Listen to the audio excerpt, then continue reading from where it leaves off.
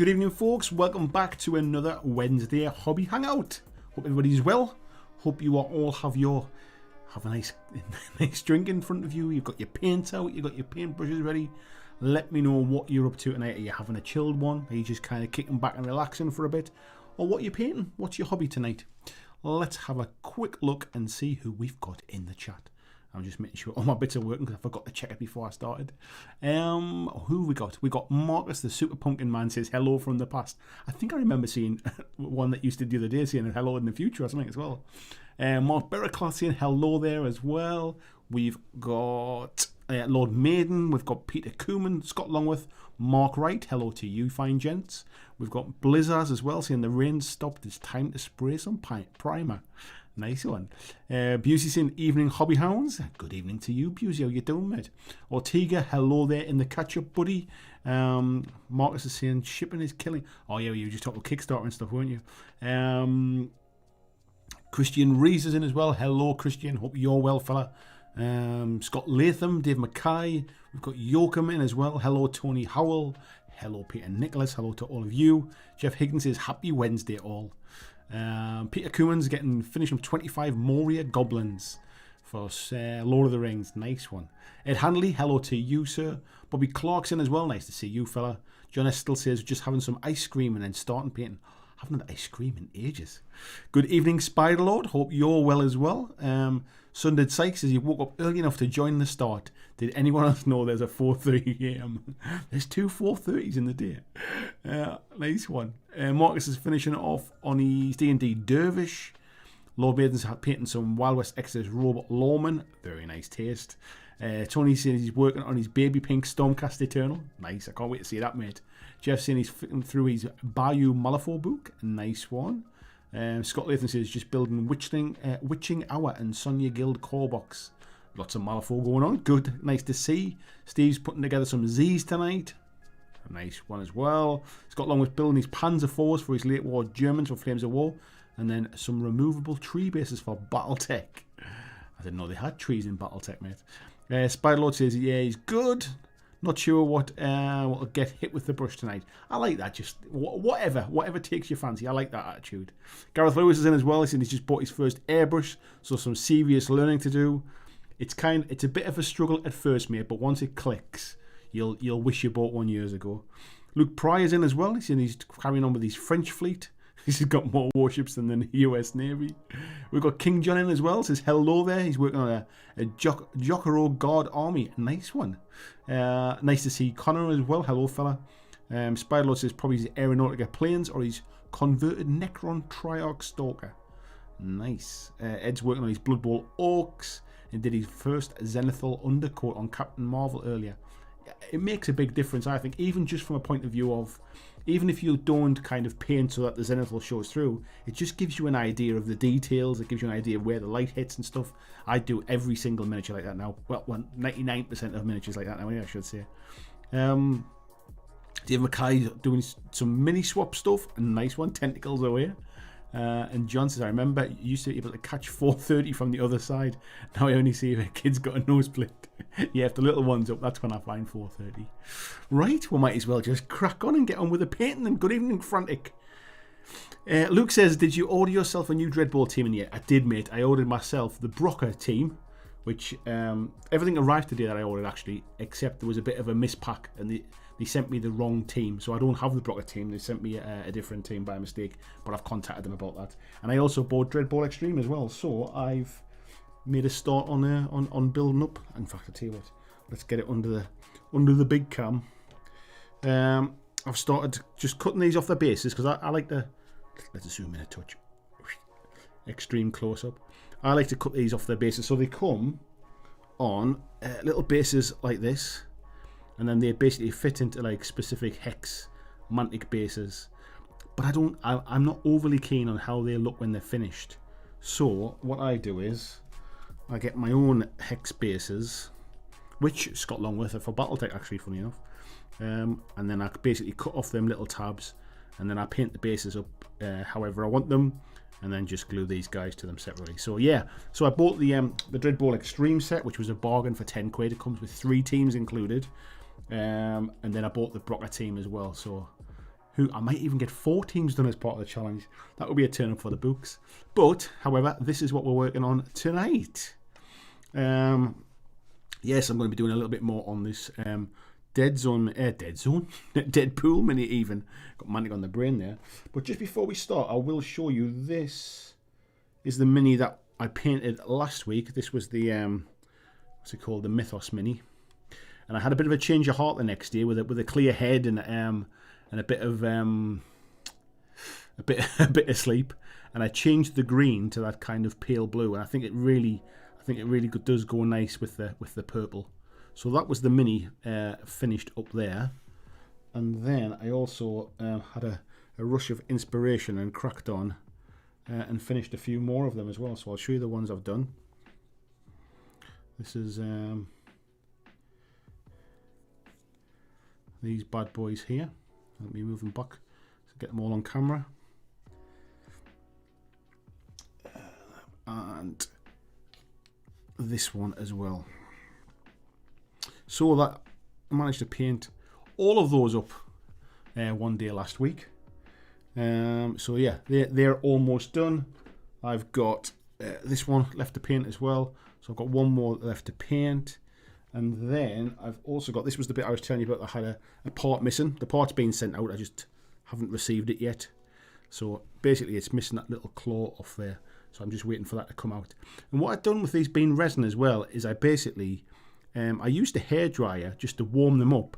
And then I just bent the claws around the sides of the rocks and stuff and kind of just slightly repositioned the back legs so that it looks like it's kind of climbing up that rock there. And I think it looks pretty cool. So yeah, I'm looking forward to gluing that other piece on, getting that primed up, and finishing that little warband. Where are we putting the chat here? Spiderlord's saying some skimmy clad ladies. He's not going to lie. Looks like he's thinking of painting the Brocker team for the challenge. You've got forgotten how many I have. I have the Mars Attacks ones too, which is tempting. Yeah, there's that's the beauty of Dreadball. You only need to paint about 8 minis, like your 6 players and a couple of subs. So it's not a big commitment. And price wise, I mean that Dreadball Extreme box was £10 plus shipping, and you get 3 teams in it. Like, that's pretty good value for money. That. So let's scroll back a little bit.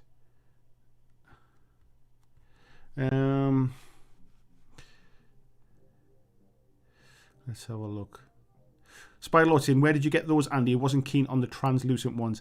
I just bought them off eBay, mate. I think they're 30mm hex bases, and I think, if I remember right, I think I paid $4.99 for 20, but I just bought some more this morning because I'd used a lot of the ones I had, and I think I've paid like £8 for 50 or something like that. So they're not expensive. Scott's saying he just prints his Battletech bases. Yeah, $4.99 for 20 bases is a lot cheaper than buying a 3D printer though. Luke's saying, yeah, such a cool bust. Yeah, I love this, mate. I'm looking forward to getting some paint on it. Peter says, for Europe, that extreme set is €25. I think it's probably partially to do with postage and stuff, mate, I think. Scott's saying he's just almost bought the Orc team on Monday night. Simon Tuckley saying he's just backed the Zombicide Undead and Alive Kickstarter. I'd been considering it. We were just literally briefly talking about it. I was tempted. However, I said I wanted to see what the shipping fees were and stuff like that with all this Brexit malarkey and stuff. I didn't want to get caught out with big shipping fees. So the core box set itself is like £72, which is like $100, which is not too bad. But then it says they're not charging, or they're not going to quote shipping until later. The estimate they've got is like $18 for shipping. So let's say £15 for shipping on top of that, which takes it up to, what's that, £87. And then there's going to be 20% VAT on top of that total price as well. So that takes it up to, what's that, another 16, 17, 18 quid or something on top of that. So we're talking about like, it's going to be roughly about £110, I'd imagine. And obviously the shipping will go up if more stuff comes in the Kickstarter. The shipping will go up as well. So I was tempted, I must admit, I did like the idea of it. I've never played a Zombicide game before. However, I just went and had a look online, and the Zombicide 2nd edition, the one that's the latest one, comes out at retail on, actually I think it's next week, later on in February, and it's like £85 online. So I thought, do I want to spend 110, 120 quid now and not see the game for 18 months? Or do I want to just spend 85 quid now, play the game for the next 18 months, and then possibly pick it up at retail for like 80 odd quid then? And I do appreciate that there'll be certain Kickstarter exclusives that I won't get. But let's be honest, you get so much stuff in those boxes. I'm not that worried about the Kickstarter exclusive stuff. So yeah, I was tempted. I must admit, I was tempted. However, I think the fact that I'm a bit nervous about Simon, if I'm perfectly honest, and the fact that there's a few uncertainties about pricing and stuff with shipping and import taxes and all this kind of stuff, I just think I'm better off just waiting for retail and I might as well spend that money on a different game in the short term and enjoy it instead. So yeah, I've decided to not bother once I've weighed it up. I've been very sensible and I've weighed up the options and decided it's not worth it for me. Look, where are we up to there? Christian says that looks amazing. Yeah, it's they come out all right, mate, didn't they? Those minis. Right, let me just turn this around a bit and get into the corners here. So I'm just blocking in the base colours like I was doing before when we were painting. I think I was painting the red actually the night I hit 10,000 subscribers, and I think I kind of got sidetracked and we ended up just having a bit of a boozy stream instead. So I didn't get as far as I wanted to. Let me just smooth that out a little bit. It's going to need a few coats. I'm using Corvus Black for this one, which is a bit more of a grey black, and the idea being that I might be able to get a little bit of shading into it as well. So I'm just, like I say, I'm just blocking in the colours at the minute. It'll probably need a couple of coats to get a nice even black across it, but yeah, we're in no rush. We're just chilling and chatting. Morning VJ, hope you're well, fella. Luke saying, you do love that shade of blue and you paint it nicely. It's funny, mate, it's definitely one of my crutch colours. That kind of shade of blue, I always think it stands out on a tabletop. I'm never going to be one of these painters that paints like realism and goes for kind of ultra fine sort of blends and that kind of stuff.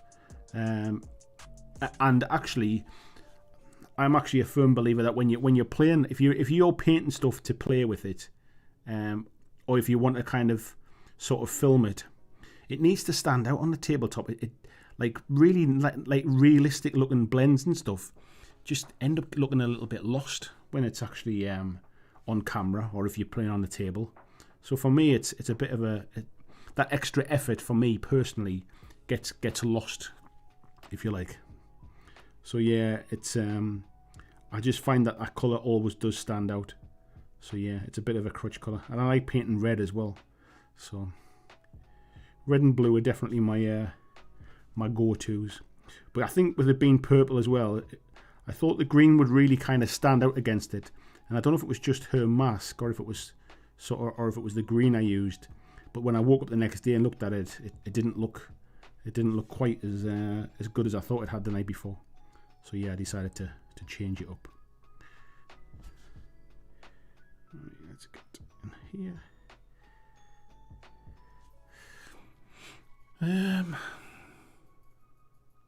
Spiderlord saying to Peter, it's still a decent deal. There's about 30 minis in there with scatter scenery. To be honest, mate, it's probably worth the 10 quid. Or, certainly for us, it's worth it just for the scatter scenery. I was surprised just how much scatter scenery was in it. So,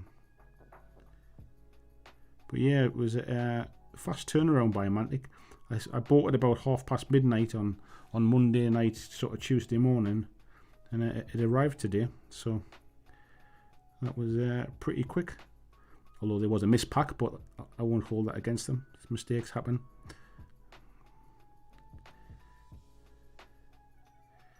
I'm sure they'll sort it out.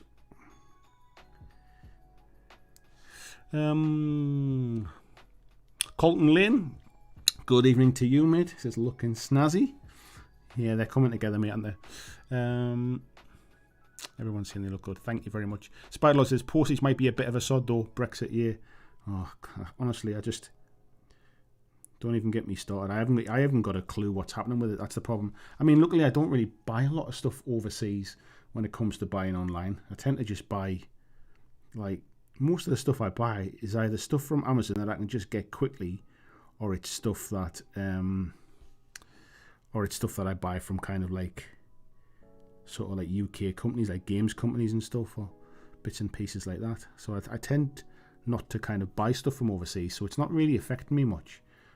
But it's just it's crazy when I hear about it, and I think the biggest problem is nobody's got a clue what the charges are actually meant to be, so that doesn't really help matters much.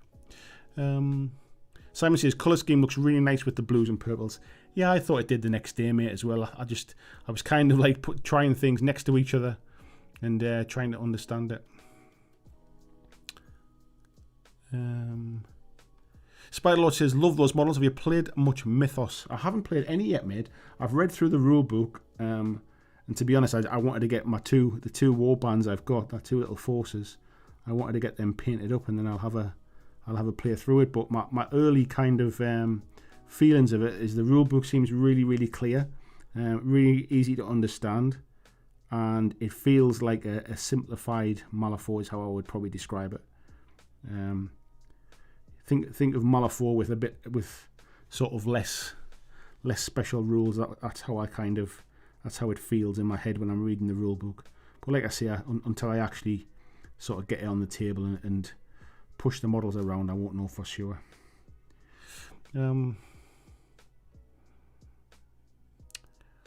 Scott Latham says, really love the Deadpool bust, epic. Yeah, it's really nice, mate, isn't it? It was a Christmas gift from Christian.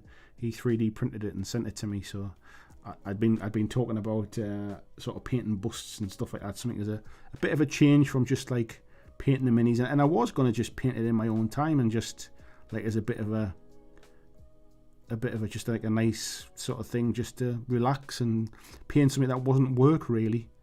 But actually, it's such a nice thing. It deserves to be shown off on screen. So yeah, and it's sat there half finished for too long. So I thought tonight was the night to bring it back out. Scott says he's decided to paint the Convict team. Very nice, mate. It was actually the Convict team that they sent me by mistake, and I think it's because they both have orange sort of colour schemes on the boxes, so it's probably been picked up by mistake. But yeah, so it means I bought Extreme, which has the Convict team in it, and then they sent me the Convict team as well by mistake. So yeah, I'll get it exchanged. We'll get it sent back and get the Brocker team sent out. Because actually, I think I'm going to paint the Brocker team in that blue colour, funnily enough, so that it matches my my Kings of War dwarves.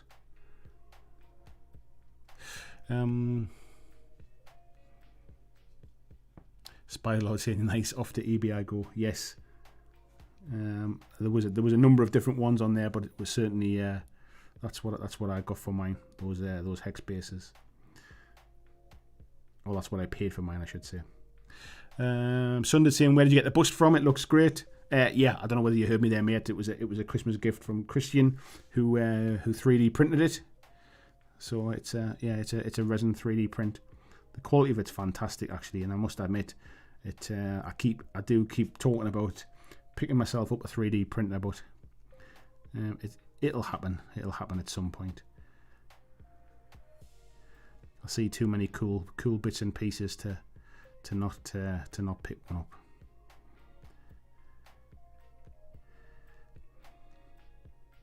I've been squirreling a little bit money to one side for when I decide to bite the bullet, so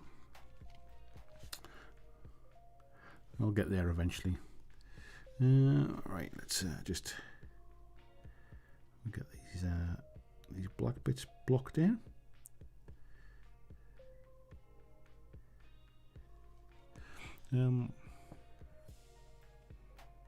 Warwick says Dreadball seems a bit tougher to find in the States.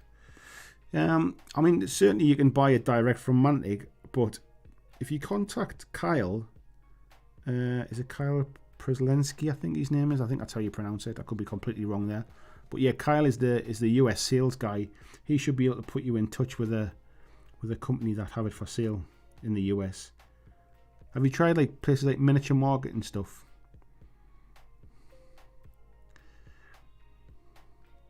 I think the other side as well is that there's not a lot of new stuff being out for a little while for Dreadball, so it's probably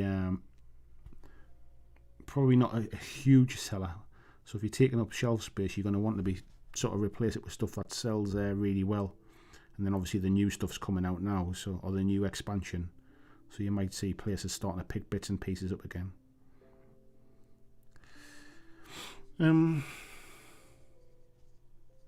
Scott says just back to Zombicide 2. Yeah, I was tempted, but like I say, I thought better. Christian saying don't forget customs charges will most likely be added on top. What it says, Christian, is that the UK packaging will be shipped from the UK hub, so I'm assuming that there shouldn't be customs charges.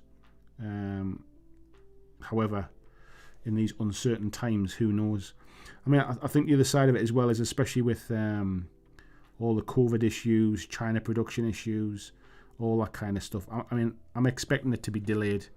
So let's be honest, it's probably going to be 18 months to 2 years before it would show up at my doorstep. And I think rather than having money tied up in something I'm not going to see for that long, I'm probably better off just waiting for retail. And then if I still feel like it's something I want, especially if I can pick up like a different version of Zombicide, because I've never played it before. It's not like I feel that the need to buy the latest version or anything. So I'll probably just pick up the second edition of the original one. So I think that's what I might do at some point. Maybe it'll be a little treat to myself. Although in saying that, I did just treat myself to some some Dreadball stuff. Right, let's try and get into these a bit hard to reach places. We'll do a bit around here.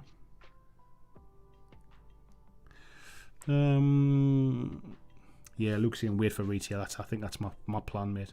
Phil Campbell, good evening. It's to you, mate. Spiderlord says I was just looking. I think shipping is the killer on Kickstarter these days. It's not even the fact that it's like expensive.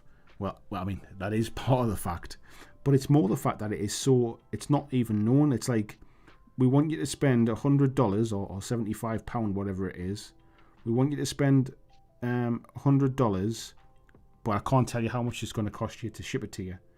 And after paying sort of over the odds for things like Super Fantasy Brawl, I'm kind of reluctant to kind of take a punt on shipping,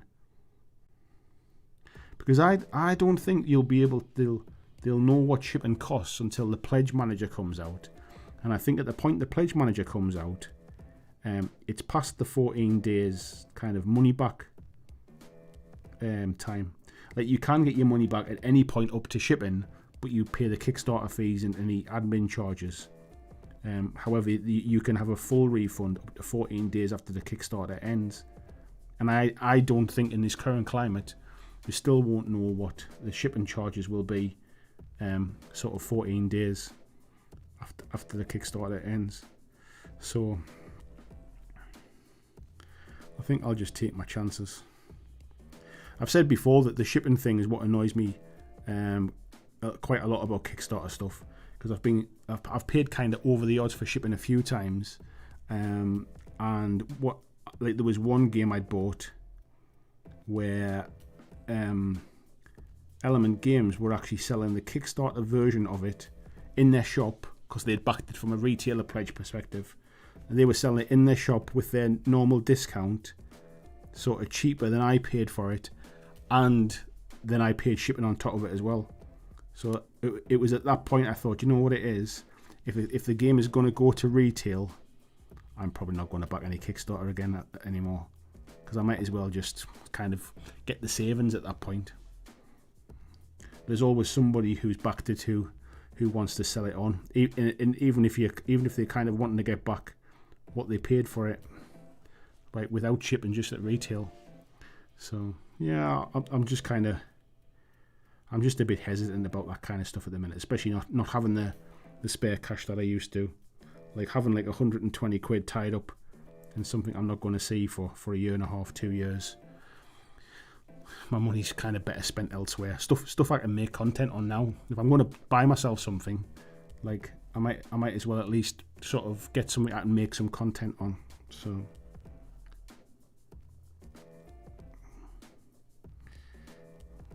yeah, that's kind of my justification, really. I think I'm almost convincing myself as much as anything. Peter says, only Zombicide that ever interested me was the Black Plague one. Those minis were excellent. Yeah, they look nice, mate. The fantasy thing's not always my biggest thing. I wasn't a huge fan of this was it called something Invader or something like that, the sci-fi one. To be honest, the actual sort of standard zombie one was probably more my tastes, I think, which is why I'm looking at kind of like the second edition one. I must admit that the West one, like the kind of like the Wild West thing, really does interest me. But like I say, that's not the reason I'm going to hold off. Right, these are a bit fiddly, aren't they? This is the problem when you prime something like a light grey or a white. Normally, at least if you've primed it black, it's one of those kind of things. If your brush can't get to it, then it's just shadow kind of thing. It's shaded. But when you've primed it grey, you really do need to get into those hard to reach places. Alright, that's I think there's a bit of red that I've missed on his chest there. We'll come back to that. Get these bits done. Get the panel line of it. Is that on camera? Just about. Good enough. Right. Spiderlord saying, for second edition Zombicide, I just want the nostalgia pledge, which updates all the cards from first edition. I didn't realise they did that, mate. Spiderlord says the minis are getting better and better. The first edition ones look a bit rough now. Yeah, but is it probably about 10 years old now or something, isn't it? I think that's part of the reason why kind of like I'm looking at the second edition one, because it's essentially an updated version of the first one they did, isn't it? So I think Tony Howell backed the Night of the Living Dead one as well. I don't know whether you've had a chance to have a good look through it, Tony. What's your thoughts on it? I mean, they certainly know how to keep getting as much as they can out of this franchise, that's for sure.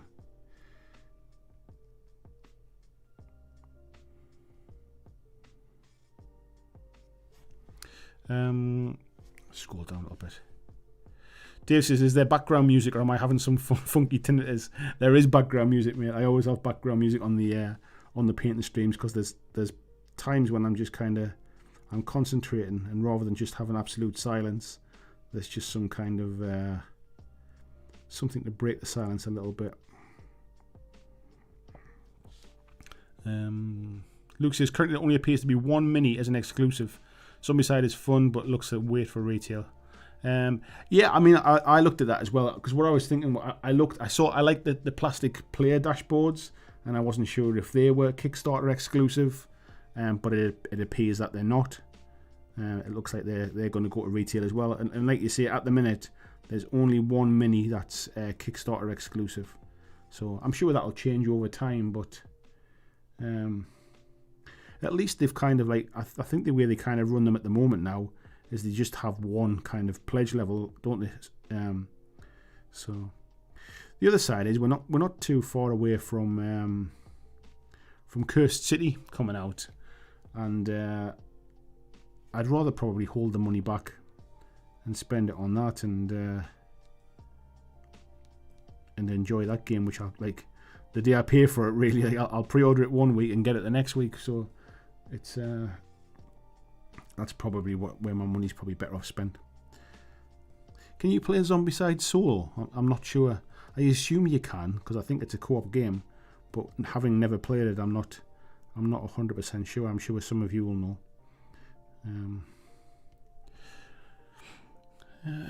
Scroll down a bit. Edson, I know what you mean. I'm much more interested in how a mini looks from 3 inches away than 3 foot away than 3 inches. Yeah, that's definitely my my kind of feel as well. Because majority of my stuff is let me scroll up a little bit. The majority of my stuff is all going to be on camera, like, so, and I am not like known for my painting, if you like. So for me, it's more about getting it to a level I'm happy with, and that's why I tend to like taking like the photographs of a completed crew as opposed to individual minis, because it just stops you focusing on one piece of the mini. Because when you blow them up to, like, you know, you zoom into one mini in itself, it doesn't do them justice, like, unless you're an absolutely fantastic painter, and I know a lot of you are. So yeah, I'm all about I'm all about the quantity of finishing a warband or something it has its own rewards and its own quality.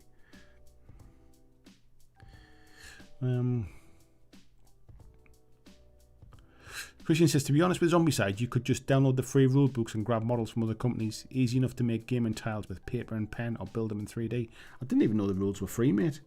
I did see that the gameplay, like the playthrough videos that they've been paying people to record, I may add, they were all paid promotion stuff, or have all been done on Tabletop Simulator.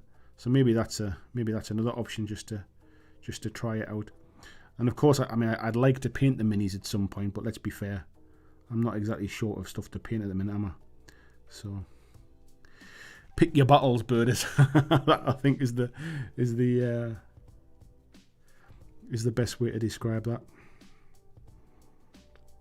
When I run out of stuff to paint, maybe then it's time to buy Zombicide. Right. I'll tell you what's nice about painting a bust of this size, though. Just the fact that it's like to be able to just hold it as well. There's nothing too fiddly on it. I mean, obviously you have to then, things like blends and highlights and stuff need to be a lot better, which was one of the reasons why I wanted to do something like this, just to try and kind of almost glaze over things on a bigger surface and try and test it out.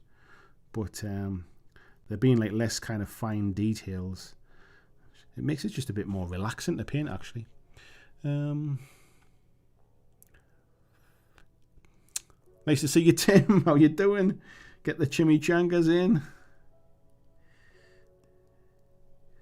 Nice to see you, sir. How's tricks?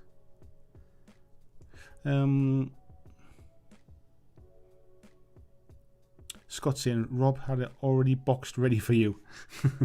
I don't even know if they knew I'd bought it. To be fair, I just ordered it and paid for it myself. It wasn't sent to me or anything like that. I paid for it with my own hard-earned cash. But yeah, there's a few people who bought it on Monday night. All seem to get it sent to them today. So the warehouse staff must be on their game at the minute. I think the other side of it as well is because it didn't qualify for free shipping, it got sent out with UPS as opposed to Royal Mail as well. So I think that certainly helps as well. But yeah, I'm happy with the postage service.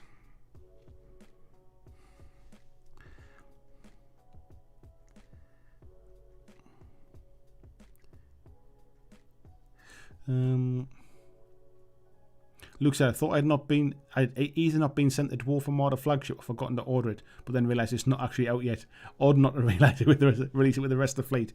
I think they kind of just like staggering them over a couple of months. I think it was more to do with things like retail shops and stuff like that, so that not everything comes out at once. It kind of it maintains a bit of momentum for the game as well, so people are looking forward to buying something the month after. I think what tends to happen is if everything comes out at once, there's always that worry that games can just be a bit of a flash in the pan and they're over and done with. So I think what tends to happen is they kind of hold some stuff back I guess not everybody's got enough money to spend it all in 1 month. So what they do is they kind of like they maintain the interest in it.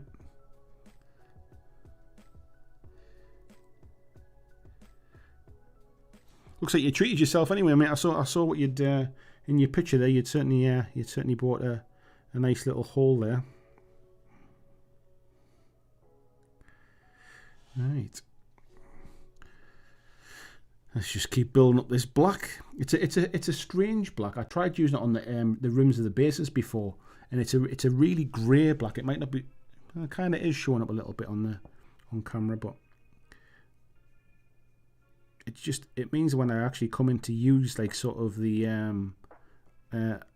Abaddon black, it will actually kind of give me a bit more shading, a bit more recess.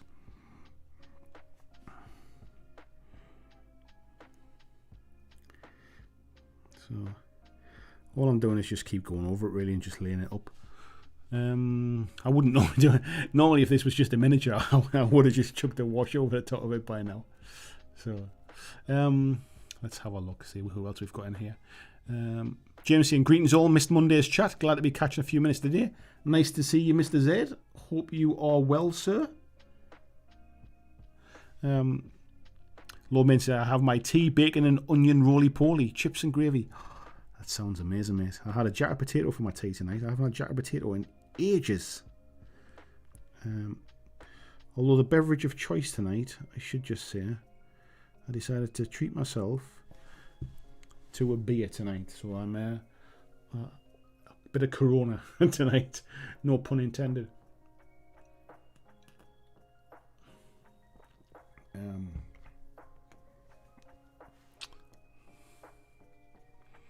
Busey saying he won't order anything at the minute because he's worried about hidden customs charges too.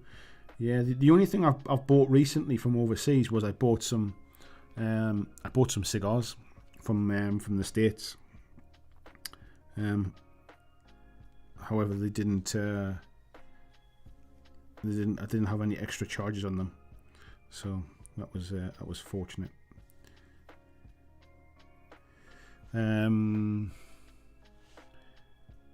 Peter says, with the amount of wargame companies in the UK, it really hits us on the other side of the channel more, I believe.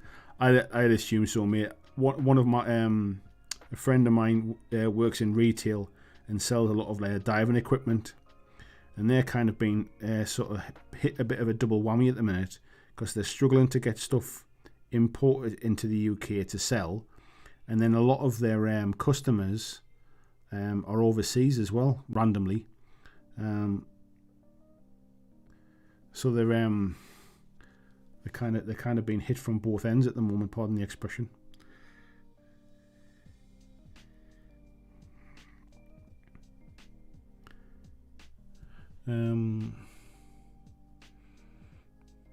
Spylord says, my short stories in the Mythos rulebook. I have read your short story, mate. I thought it was you when I saw the name. I'm so used to seeing your name as Alan Spiderlord Ward that when I just saw Alan Ward, it didn't ring the first time. But yes, I read it, mate. It's an excellent story. I read that before I read the rules, actually. It really does kind of set the theme. So congratulations on your short story. I meant to contact you actually when I read it. I meant to send you a message and say that I had enjoyed it.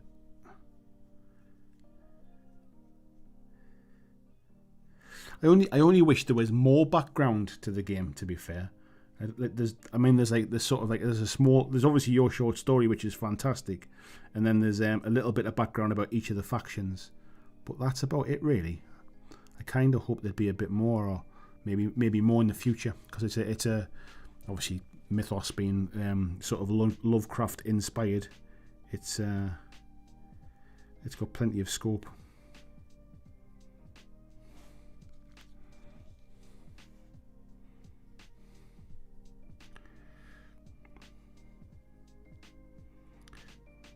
Put that in. Where are we up to? Spiderlord says, a good set of rules. I was writing some campaign material just before I left. Oh, that's cool, mate. It'd be good to see if that kind of stuff comes on. I've been talking about it to a few folks, and I think unfortunately what seems to have happened is it kind of got lost a little bit, the game, in the middle of COVID shutdown, Wild West Exodus getting some bits and pieces, and Dystopian Wars being released, and unfortunately it just seems to have kind of just been overlooked a little bit. But yeah, the miniatures are absolutely beautiful.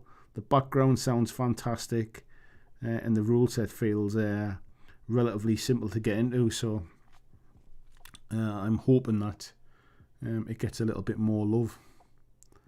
But certainly I'll be covering more of it on the channel. It's half the battle is when you read the rule book and you can actually read it and it sinks in and you go, oh. At least I can talk about it with some confidence, because we're certainly not in that age at the minute, or that we're not in a time where I can get somebody to try and teach me the rules by sort of take me through a demo game.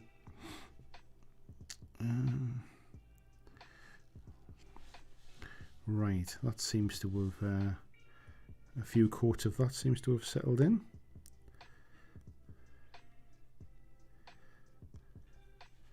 Have I missed anything? Oh, of course I've missed it. I've missed around his eyes.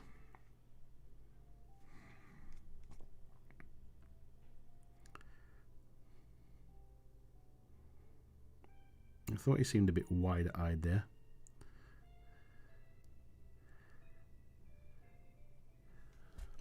I'll make sure I get this on camera as well. Christian says, his new 3D printer came with a £115 customs charge on top of a $190 shipping cost. My God, mate.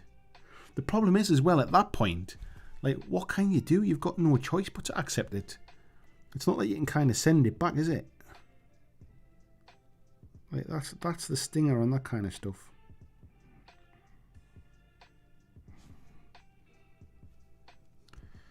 It's scary when you get those kind of charges.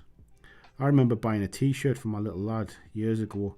He was really into Destiny, the video game, and because he'd achieved a certain thing, he basically unlocked he unlocked the ability to buy this t-shirt in real life, kind of thing, and it was from the States.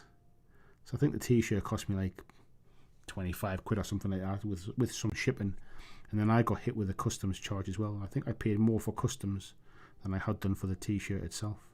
This t-shirt ended up costing me about 60 or 70 quid, I think. But yeah, that was a few years ago now.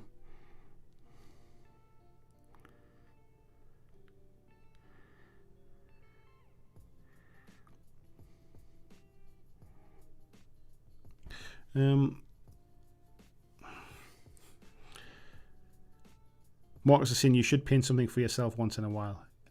Yeah, it's nice to me. God, I'm well behind the chat. I'll tell you what, I'll do these two eyes and then I'll catch up a little bit.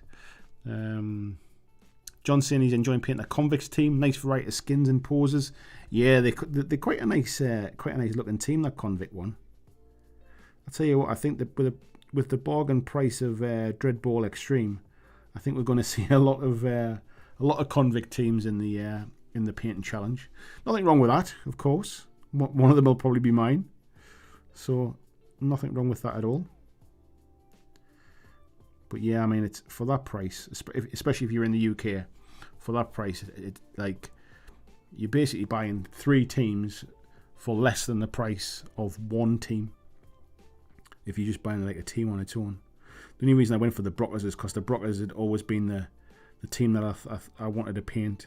So when this challenge thing came up, so I actually wasn't going to buy the Extreme box because I was thinking, oh, I don't need to buy it, man. And then when I put the Brockers team in the basket, which I think was 25 quid, and then I had to pay like another £5 shipping on top of that as well, postage, because I hadn't spent like whatever free postage level was. I thought, well, for 2 quid more postage, because it goes up to £7 for the Dreadball Extreme. Like for 12 quid basically I can add that on. I thought, just Jesus, it's a no-brainer. I might as well do it. I'm glad I did now, because he sent me the wrong team, so I'm glad I did. But yeah, I'm looking forward to painting up some Dreadball stuff. Lou sometimes has a game of Dreadball with me as well, so maybe I can get a game in. It doesn't seem to be all that popular on YouTube. The videos about Dreadball that I'm doing at the minute don't seem to be all that popular. It's obviously not something that people are really searching for or are particularly interested in at the moment. But that's not the end of the world. It just makes you think that if I'm going to do something like a gameplay video or something like that, if you're going to, because the time it takes to kind of set up and play a game and film and record it and edit and everything else, if it's going to get like 50 views, I'm probably better off putting my time into something else. It's not like I get paid, like it's not like they're sponsored videos or anything like that. I'm not getting paid for making them where the views are irrelevant. So right, let me wash my brush a little bit, and I'll have a bit of a catch up on the chat first. So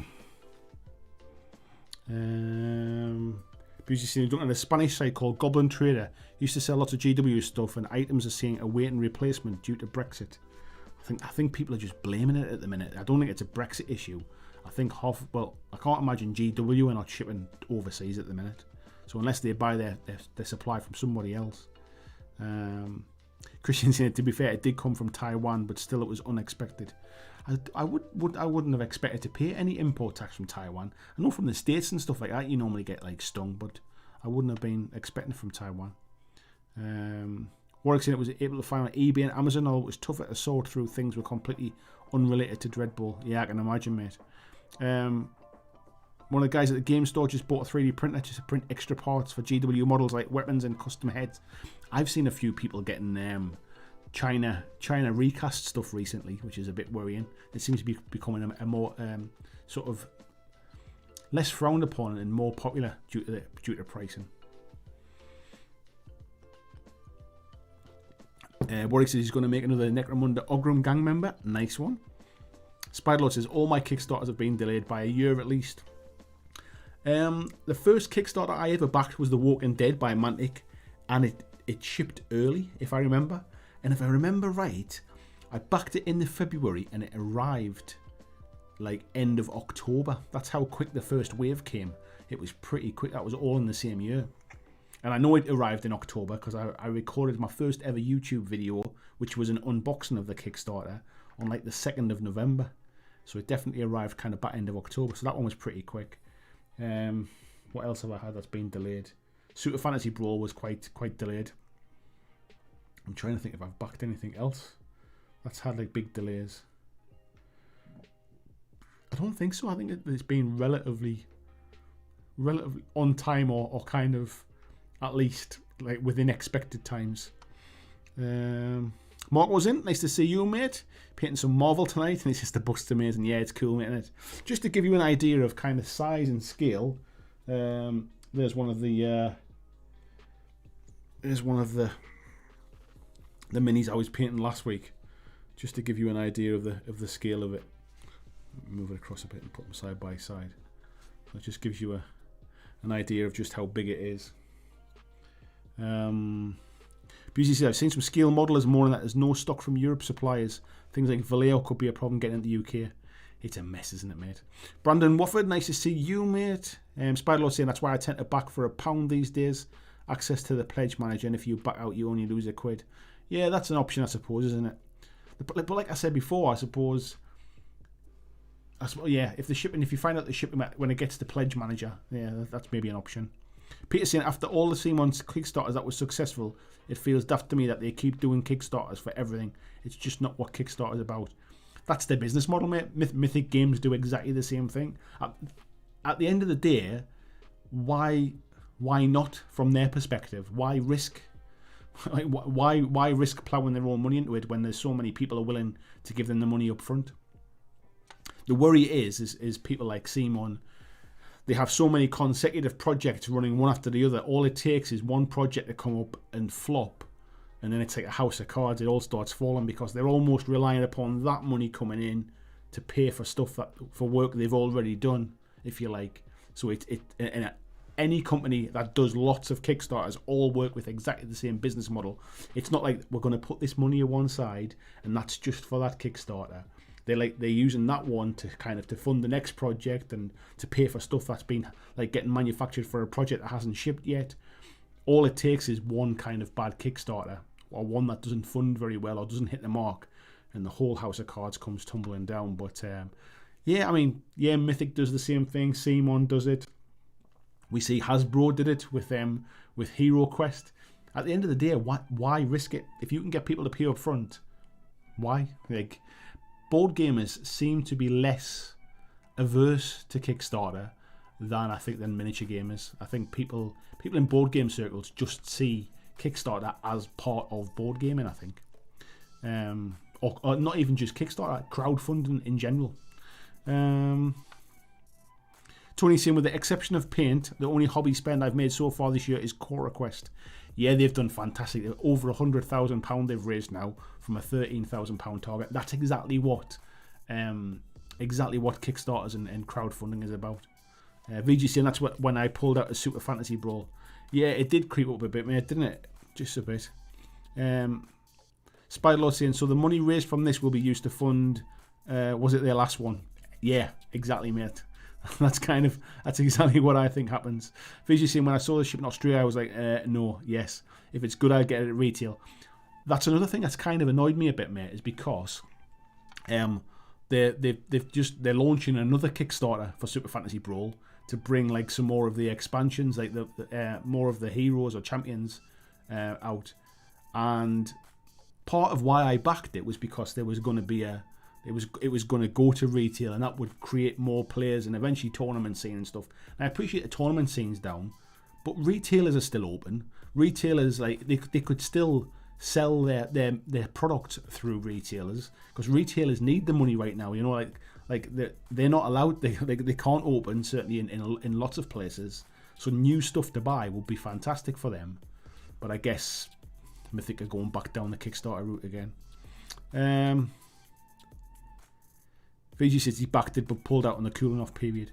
Tim said he's holding off as well. Backed Zombicide Invader at UK Games Expo. It was in the sale being demoed. I received my copy months after. I remember that, mate. I remember seeing it on the shelf thinking that hasn't shipped yet. Margot says, I backed Zombicide 2nd edition. Can't wait to get it in April. I've just saw online, mate. It's available to buy at retail on like 26th of February. Is that so? A 2nd edition not arrived yet? Oh, all right. Spiderlord said he bought Invader Darkside. Wasn't a fan of the aliens in the standard Invader.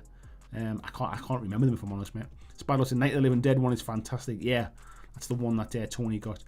Scott said I just had an update through Kickstarter. Jesse James is an exclusive too. Yeah, so they're starting to push some more stuff into that now. Tony saying, wish there was a way to model mist or fog. Yeah, I know what you mean, mate. You can always put cotton wool on the board, can't you? Ed's saying Kickstarter's just a pre-order system now. It's not what it originally was at all.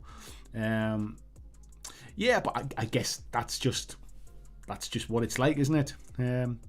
Luke's saying very often little point in doing the $1 pledge to get into the pledge manager is actually it will just get you in the updates from Kickstarter. You can usually late pledge. There is that as well, mate. Yeah, there is always the late pledge stuff. There's very few of them actually sort of say if you didn't back it, you there's some people say you can late pledge, but you don't get all of the Kickstarter exclusives. I've seen that once or twice, but I guess that just stops people late pledging.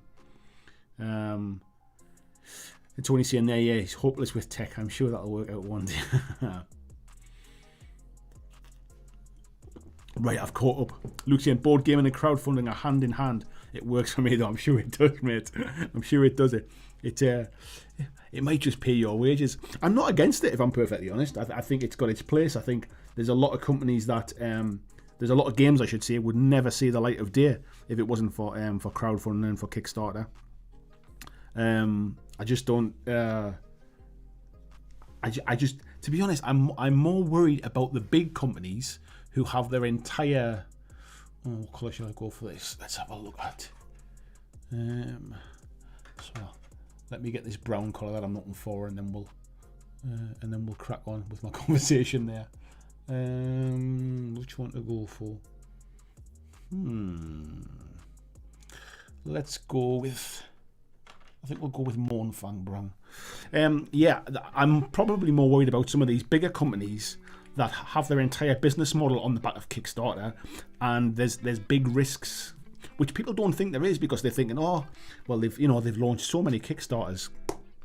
But I think there's huge risks in what I was talking about before, in basically the way that they use the funding of almost this new bout of money that comes in, pays for the last one that maybe went over budget or something like that. And I'm not touring all companies with the same brush, but I do know for a fact that it happens.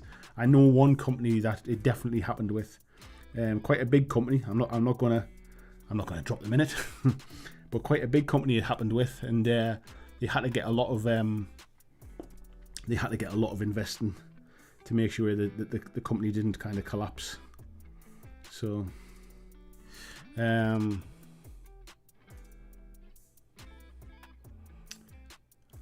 was this one? Tasty Brain Drink says, I've been tending to avoid Kickstarter for the most part for quite a while now, but that's due to lack of money, not a lack of games that I will be nice to back. The thing is, mate, I mean, the only time I can see it being useful, if you like, is when it is Kickstarter exclusive. It's never going to come to retail, and then it's a case of, well, is it something I really want? That was the reason I backed Batman Gotham City Chronicles. I'm a big Batman fan.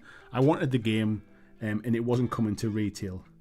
However, the fact that the company keeps going back to Kickstarter and reprinting it, and also in the long term, what happens is it basically just misses out the retailers. So if everybody did that, if everybody went to Kickstarter and never released it at retail, then basically retailers just disappear.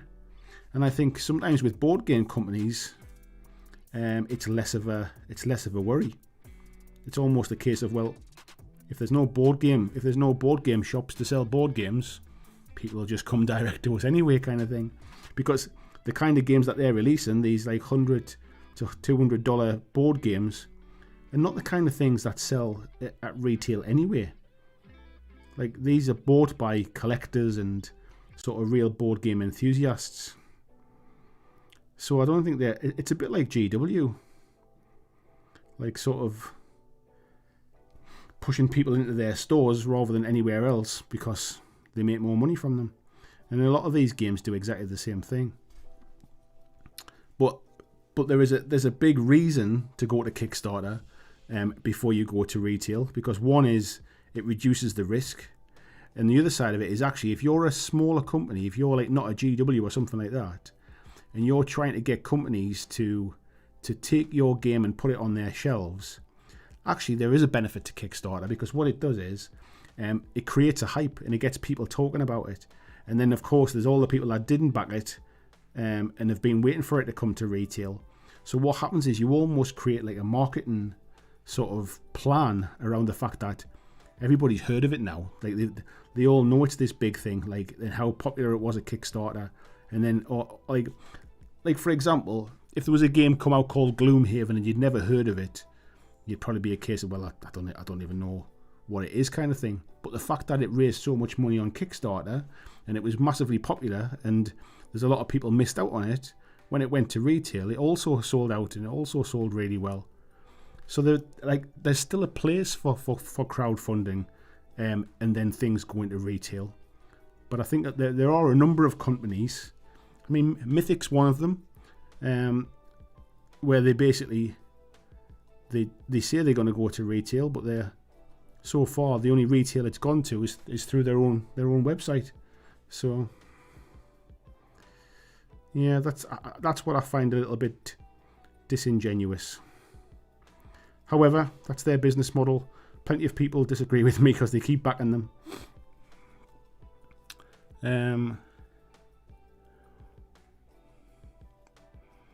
Where are we up to here? Peter said, oh, Christian, what was that one? Christian was just saying there. Humble Bundle have Modifius' Fallout Wasteland Warfare STLs and rules. Just received an email about it. Ah, I didn't realise that. I knew they'd been doing some. I thought they'd just been selling it through their own site. Peter saying, I guess I'm not the Kickstarter target. There's so much around that I want before I think about future stuff. I think, to be honest with me, I think majority of Kickstarter stuff is board game.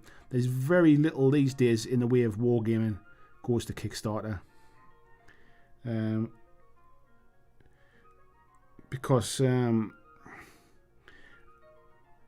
you just don't tend to see it so much. I mean, Mantic very rarely go to Kickstarter these days. They're at a point now where I just think they've got a bit more confidence in the market that that the stuff that they're going to sell will do all right. I think they can control a lot of the production themselves now as well. So they're almost printing to demand now a little bit.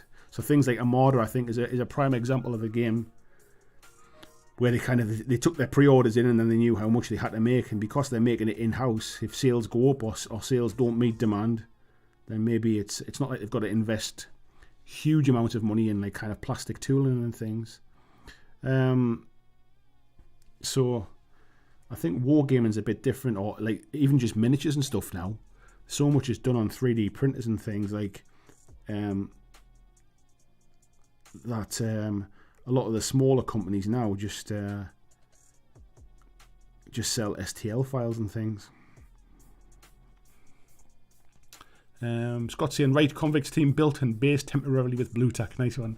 Luke says, also we think of companies as big companies, but really in the grand scheme of things, very few are that big outside of GW, WizKids. Even Simon are not a big company really. The thing is with Simon though, mate, is they raise a lot of capital.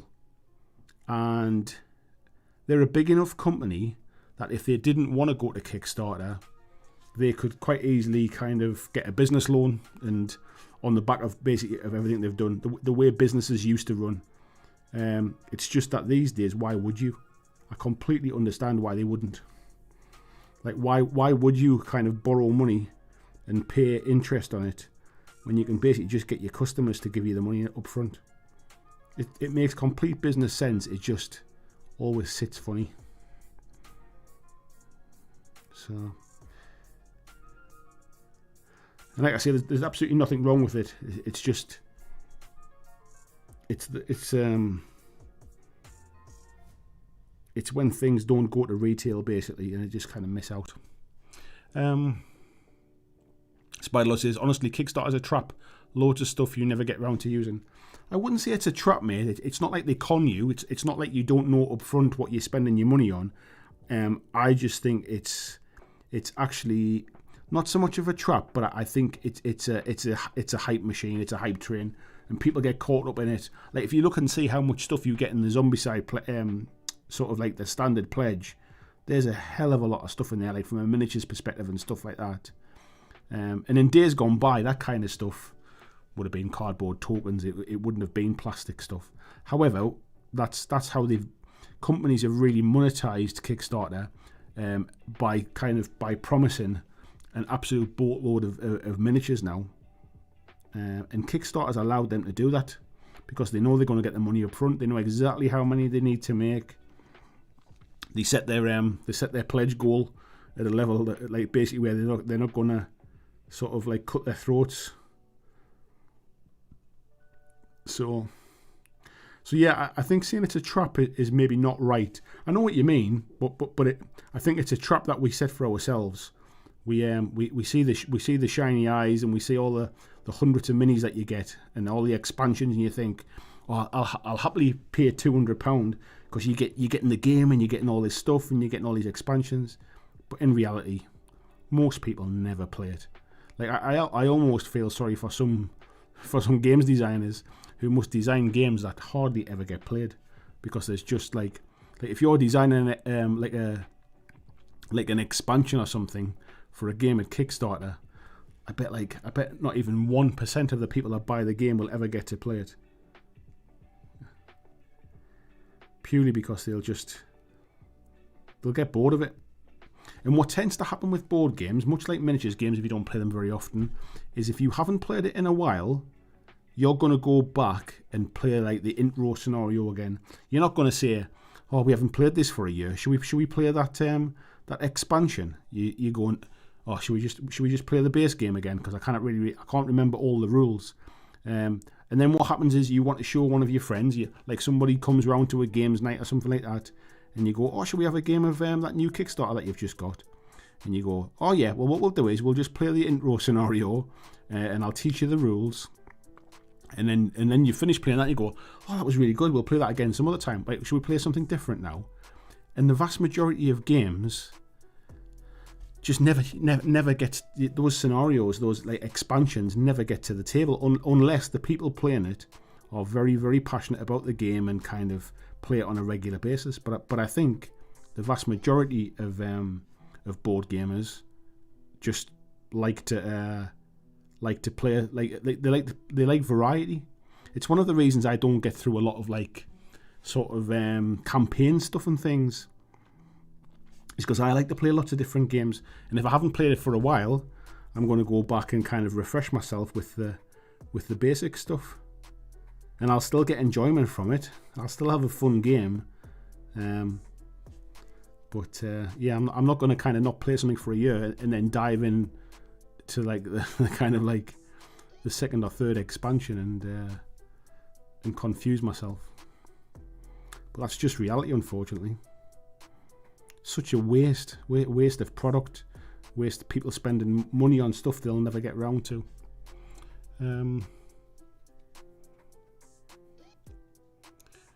Mark says, how many convicts do you have? I think I have 2 missing. There should be 10 in total, mate. I know what you mean. You're gonna I think there's 12 including the. Is it 10 or 12? Let's have a quick look. There's 2 of the and that there's only 1 of each one, isn't there? I've got 1, 2, 3, 4, 5, 6, 7, 8, 9, 10. There's 10, mate. There's the 2 kind of like big ogre looking ones, which is these ones, are in a separate bag. They're in a separate bag, mate.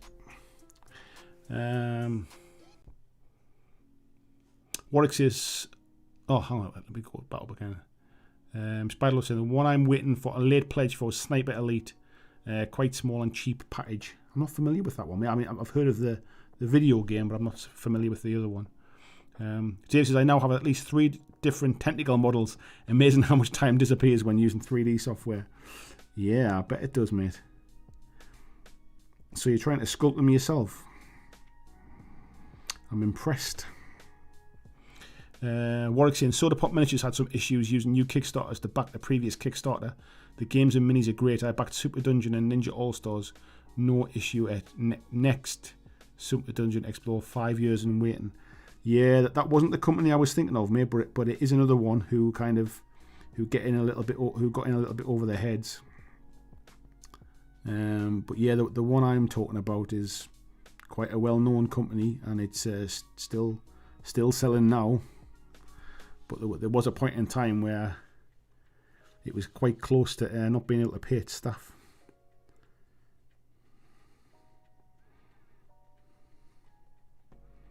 And that was all through doing a Kickstarter, which basically got out of hand. It basically funded way more than they ever imagined, and the costs just kept mounting up,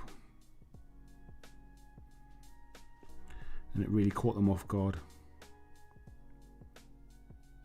I think it's a case of a small company sort of growing faster than it planned to, I think. Lord Mid said, I noticed the beefy convicts are in the bag with the 2 bulls, the only models in the box that require putting together. Yeah, you get an option, you get an arm option, don't you, and a head option on those ones.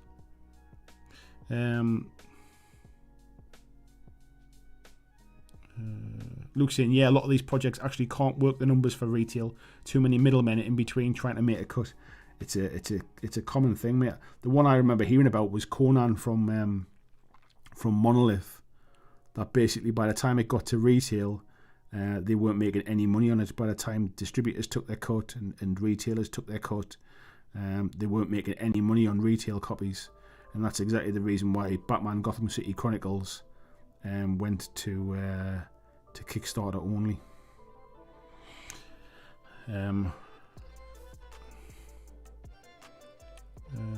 Ed says, board gamers don't need the public space to play like war gamers do. Killing friendly local gaming stores doesn't matter to them. I think it depends, mate. There is a lot of gamers who do like to meet at like games clubs and stuff like that, or they go to board game cafes and that type of stuff. But I think I think you're potentially right though. When you think like there's board game shops in my kind of city centre, and the amount of stuff that's on the shelves is unbelievable. But the companies don't. There's no miniature kind of like sort of wargaming sort of hobby shops that would ever stock that amount of stuff. I think the biggest difference is, and I think the thing that we don't always take into account, is that actually the vast majority of people who buy board games don't go anywhere near Kickstarter. Probably aren't even that aware of Kickstarter. They're just their families, they're couples, they're people that buy board games for their kids and stuff like that. And I think that's where those kind of board game shops kind of make their money, which is exactly the reason why sort of 150 quid board games don't really sell at retail. Because that's not really the market. People who are spending that kind of money on board games are backing on Kickstarter, or they're shopping online for discounts.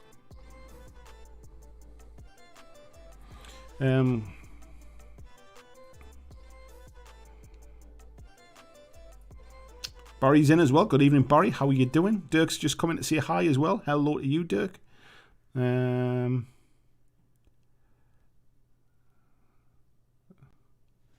God, you bought it £5 on a Black Friday deal. That's amazing, mate. Sundid says, I'm super picky about Kickstarter, and it's usually the odd board game. I try and avoid it for the most part. So many go way overboard. I tend to... these days, I don't even look on Kickstarter that often. Obviously, this Zombicide one was advertised. It was all over Facebook adverts and stuff like that, and was talked about on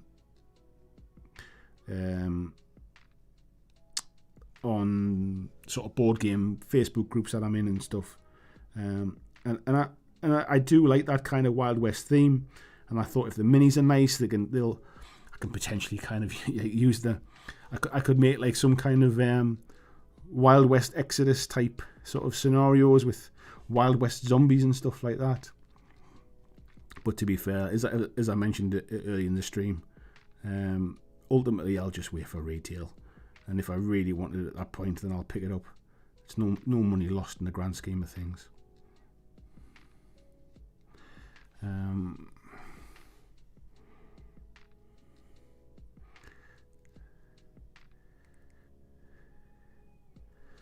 Right. Just like I said before, just blocking in all these colours, just working my way around it.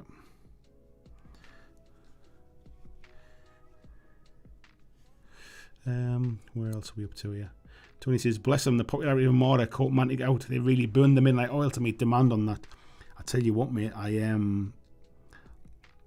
sent an email to Mantic's customer service today, obviously for the mispack that I got today. And the email response I got back that basically says, like, Elvis, the lad that does the customer service stuff, is basically helping out in the resin casting room. So he's only actually answering the customer email services for an hour a day. So I tell you, I think they must be still doing well. And I'm sure I read somewhere as well that they were looking for staff to basically work in the warehouse and in the resin room and stuff like that. I think they've been looking for some new staff recently. So I think things have really picked up when it comes to that kind of stuff.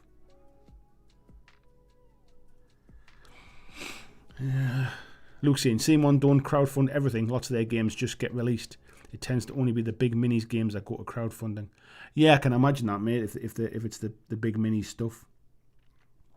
I'm not that close, to be honest. It's just it feels like when I actually looked on Kickstarter tonight just to kind of see what was included in the pledge, I think it said that they'd funded 47 projects on Kickstarter.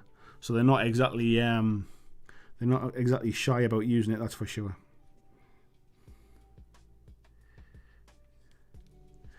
I appreciate your coming out from a slightly different angle as well.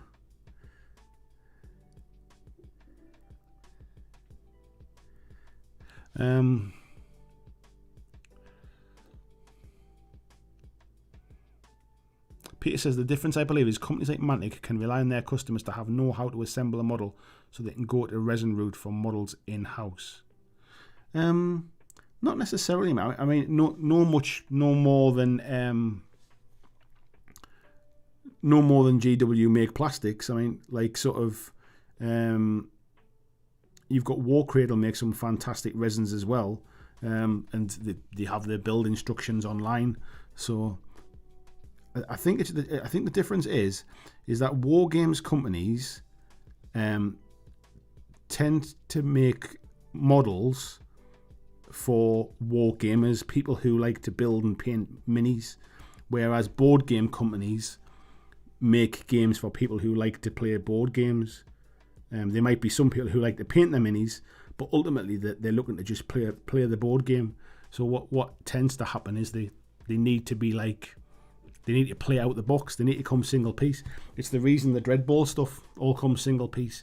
Is because ultimately it's board gamers really. The collectability aspect of it comes from sort of buying different teams. Right, I think we'll do the we might do the handles. Should we do the handles, bro? I'm not sure. Kind of thinking it over now. We'll leave it for a bit while I think, while I consider. Peter says board gamers like their pieces in one piece. PVC, plastic, so need to do plastic molds. The reason Mantic do resins, mate, is purely because it's really expensive to get plastic molds set up. So it's not like Mantic do sort of like their Armada stuff in plastic sort of multi-part kits. It's purely because they can build the resin stuff in-house and control it and be able to sell it. But however, if you're mass producing, like if you're GW and you're producing en masse, it's far cheaper to go down the plastic route. It's really expensive to kind of, it's so much faster and so much cheaper to make plastic miniatures if you're mass producing in bulk. But it's expensive to get that first one off the production line. That's the problem.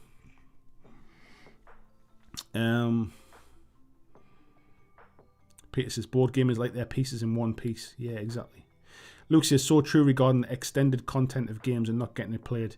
Yeah, 100%, mate. It happens all the time. Mark says I've played the first case of Hellboy only for months, but did get around to the others eventually. I'm the same, mate. It's one of the reasons I've never bought any of the Hellboy expansions. Whilst I'm sure they're absolutely fantastic, I've not played everything that's in the box yet. And I can honestly say most of the games I've got, I've not played everything that's in the box. Because what happens is something new comes out and I want to play something different. Right, let's get the... Oh, don't want to knock the camera while I get this paint. The corn red. I'm sure that's what I used last time.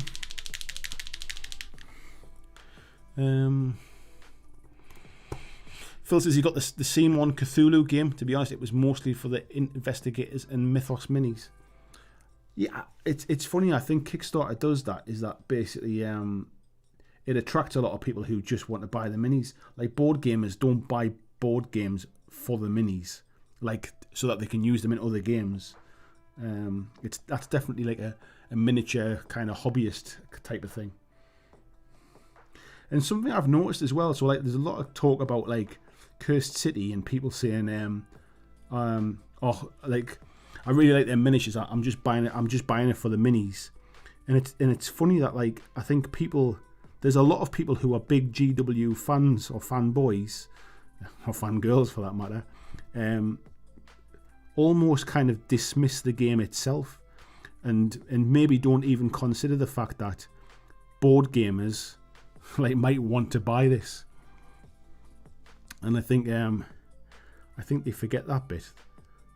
There's a huge market. Like the board game market is so much bigger than the miniature wargaming market. And when I was talking about sort of Cursed City potentially being $300, again, I don't think it will be, but like there's a market out there for that kind of game. There's a huge board game market out there who at the minute are spending money on Kickstarters. And if they think they can pre-order something this week and have it next week, like that's a very different experience. The quality of the miniatures are fantastic. So they're not just making models anymore when it comes to that kind of stuff.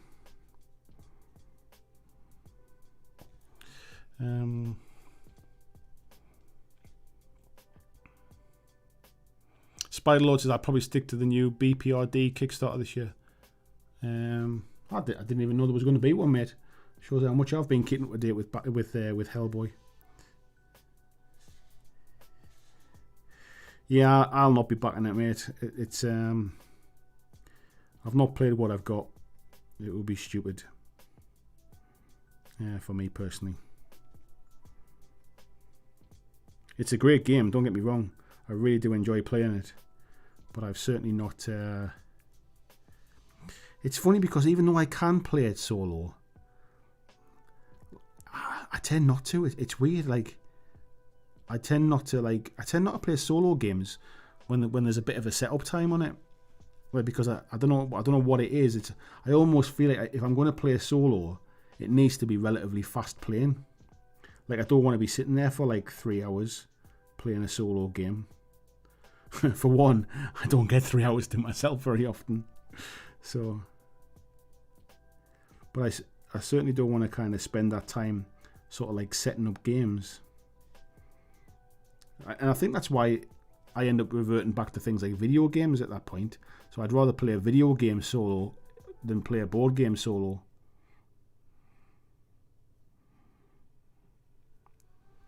But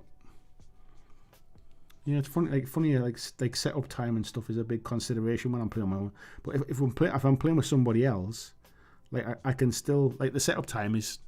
It's not irrelevant, obviously, but it becomes just part of like the chat and stuff while we're setting up. We're having a drink, Harry's having some snacks, having a bit of a chat. It just becomes more of the evening, more of the time to spend some time together kind of thing.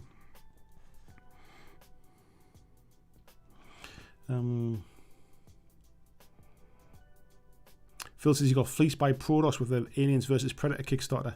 Took about 5 years to get most of my stuff, but not all of it. Yeah, I did hear that one didn't really go to plan. I saw one tonight as well. There was a company that did a Kickstarter for, what was the game? It was a video game. Oh, it was the Metal Gear Solid game. And the company have basically they've had the license taken off them before it's even before it's reached backers. So it sounds like that one's gone a little bit belly up as well, and I think the company's gone under. So unfortunately, I think there's a few people going to lose some money on that one as well. Tim says, funny enough, the only Kickstarter I haven't received yet, still after 8 years, was by Deadpool creator Rob Liefeld. Is that right? Ouch, mate. Sorry to rub it in. Yeah, I've been fortunate. I've received every Kickstarter that I've backed. I backed Resident Evil 2, and that came bang on time as well. That one wasn't delayed. So I haven't backed loads, but the ones that I have backed, I think Super Fantasy Brawl was the only one that had a massive delay, if I'm honest.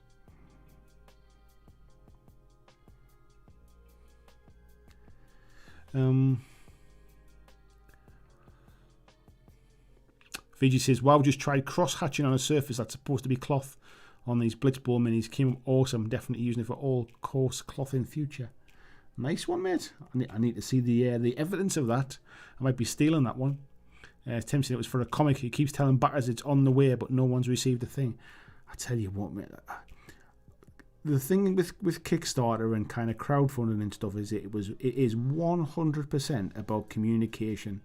Like, people will forgive people will forgive companies and individuals who do these Kickstarters. They will forgive them a lot of like issues and like family problems and like, you know, I mean, look at Mel's terrain tutor book. People cut him a lot of slack, like basically like for some of the delays on that one. He was going through a really hard time, but it's about communication. As long as you tell people what's happening, it buys you a lot of time and it buys you a lot of goodwill. It's the ones that just keep going, oh yeah, it's coming, it's fine, don't worry about it, or then get angry about people asking like for that thing that they paid for 8 years ago. Unfortunately, that's more common than you would think. Because just because you can design a good game or you can write a comic doesn't mean you're a business person who knows how to run a Kickstarter. VJ saying is a great way to simulate texture. Nice one, mate. Mark says he needs some contrast paints. I love mine now, mate.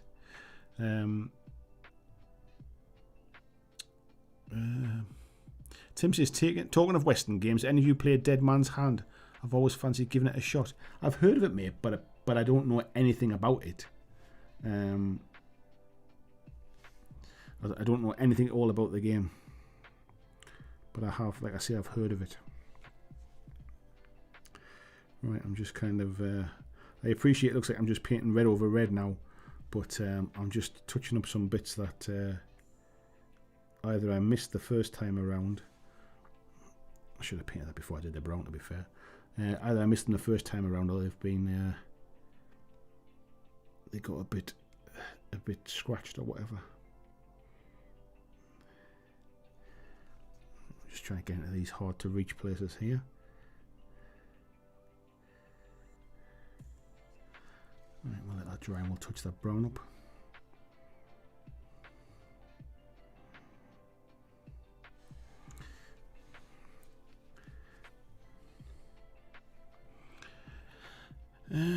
Dave says, poor Elvis. Last time I saw him, he was knackered.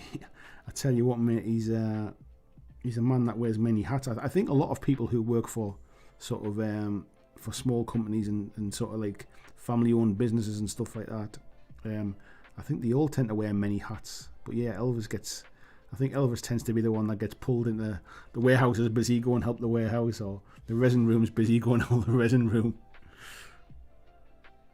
Like, I imagine they don't pull the sales guys back in and say the warehouse needs help picking stuff.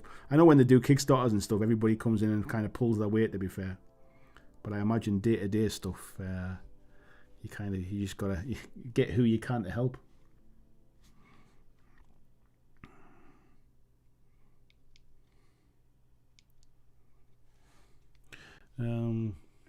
Mark says Elvis always looks knackered. I like Elvis, he's a good guy.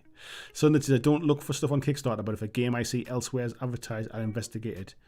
Sun has risen, I should probably get ready for work.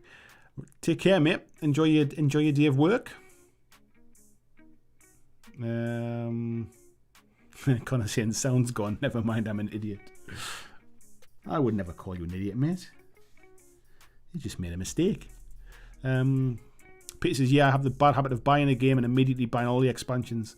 I like them all complete, but half never get past the core game player-wise. Yeah, I am certainly not a completionist when it comes to things like that. And I think that's part of the reason why I kind of, you know, when GW released something new for 40k or whatever, and people go, I can't keep up, I can't afford to buy everything, like I haven't got time to paint it all. I always struggle with that. Because I'm not that completionist. I don't feel the need to buy every single thing that comes out. I buy the things that I like the look of. I buy the things that I want that will expand the game I'm enjoying, if you like. But I used to be.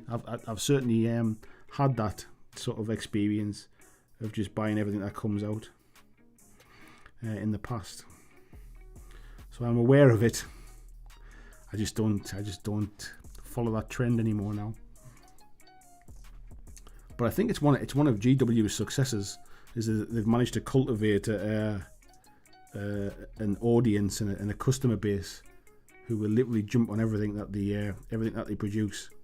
Like, I mean, we know that Kill Team Pariah Nexus is coming up for pre-order, and it's a weird game. it's like something that they want to sell to 40k players, but they've disguised it as a kill team box. But yeah, that'll sell well. People are buying that for the minis. It's another one where the actual sort of the boards will go on eBay. People will probably never read the rules, and they'll just get the minis out of it. I think it's Betrayal at Calf all over again.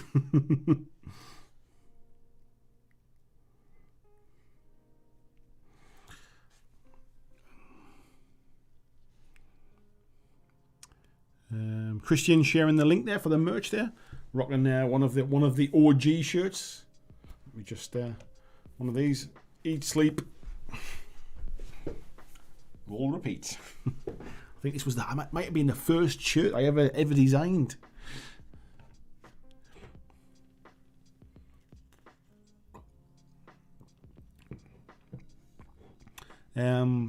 Luke saying board gamers often are also RPG players, and often you hear about people buying a game to use the minis in D&D or such. Yeah, I can imagine that, mate. I can imagine that, actually.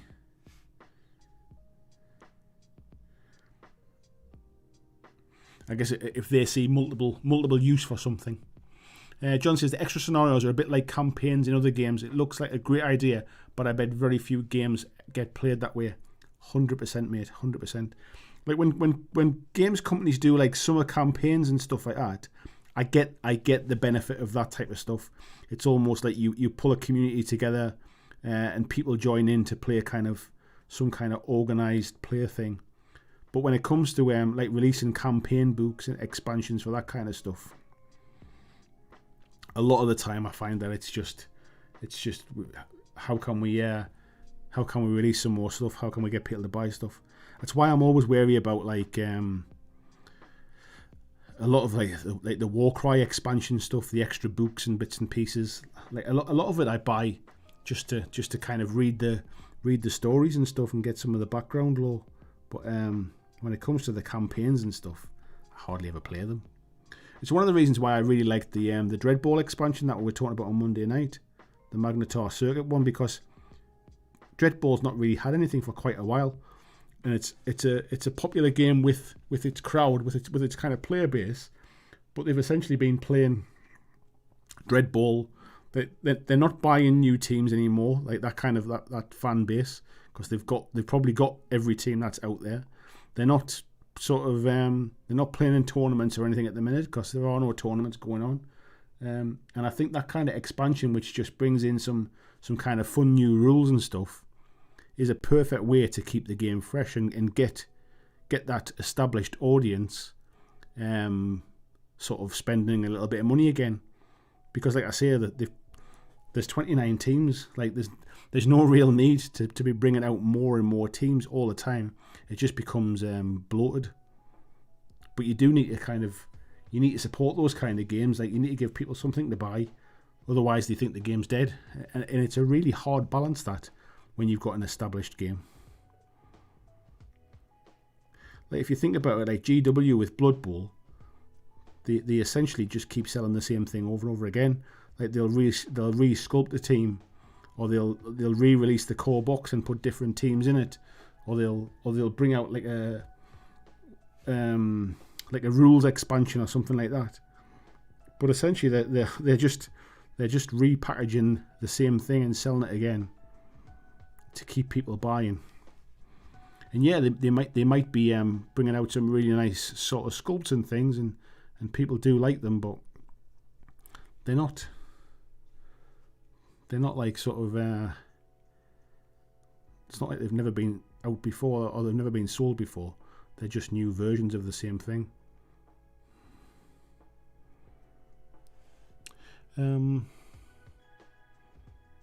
Peter says, for example, I'm halfway through Star Saga but have all expansions, halfway through Mice and Mystics but have everything for it, 2 missions into Aliens but have everything. Yeah, I tell you what, but I guess, Peter, that you're the same as well, mate. You like to play a variety of different things. It's like I've got season 2 of Pandemic Legacy that me and my wife started playing, and for whatever reason we've had a bit of time off from playing it, and the problem now is I'm almost kind of scared to go back into it, because I'm not going back in at the start with the easy months. I'm going back in when we're like halfway through it. So some games it's like video games. I'm terrible for playing video games. Like I enjoy things like I'll take Cyberpunk as a prime example. I was really enjoying playing Cyberpunk. Got a bit busy doing other things. Didn't have a lot of spare time to keep playing it. And now I haven't played it in a little while. I'm kind of like, I'm coming back to that game where I'm halfway through missions and I'm trying to remember where I'm up to in the story. Like, how many times have I restarted Skyrim for that same reason? Because I kind of like, I can't remember where I'm up to. What am I doing? What's my mission? What am I trying to do? Like, how do the controls work again? And board games and miniatures games are exactly the same. It's the reason that we never play half the expansions. It says most of the people I know who bought Blackstone Fortress have never bought a GW product before or since. Yeah, I guess it's just, I think that's what I mean about the popularity of board games, really, and as a standalone product.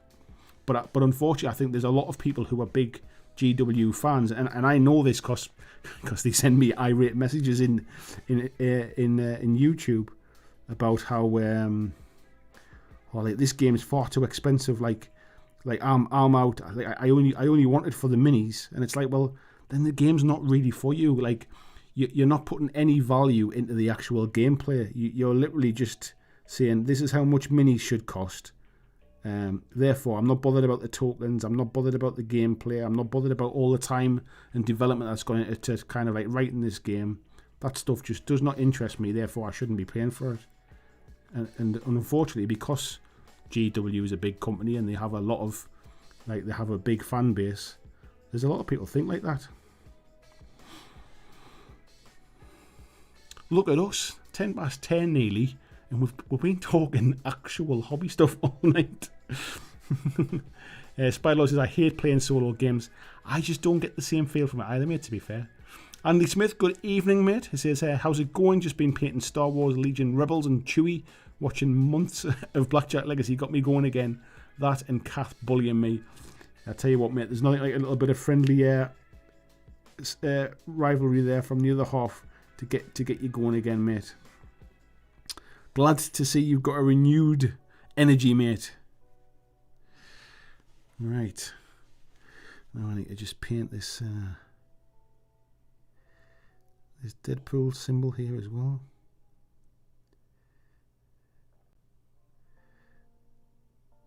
I'm going to brighten that one up a bit, though it will stand out from the red of the suit.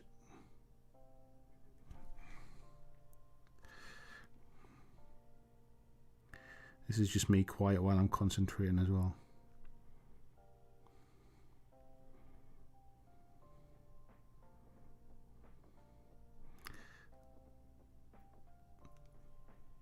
I'm not doing that very neat, am I? I think I need a smaller brush. These cheap brushes are all right, but they get to a point where it seems like because they're synthetic bristles, they seem to bend differently to what I'm used to when you're trying to do more detailed stuff.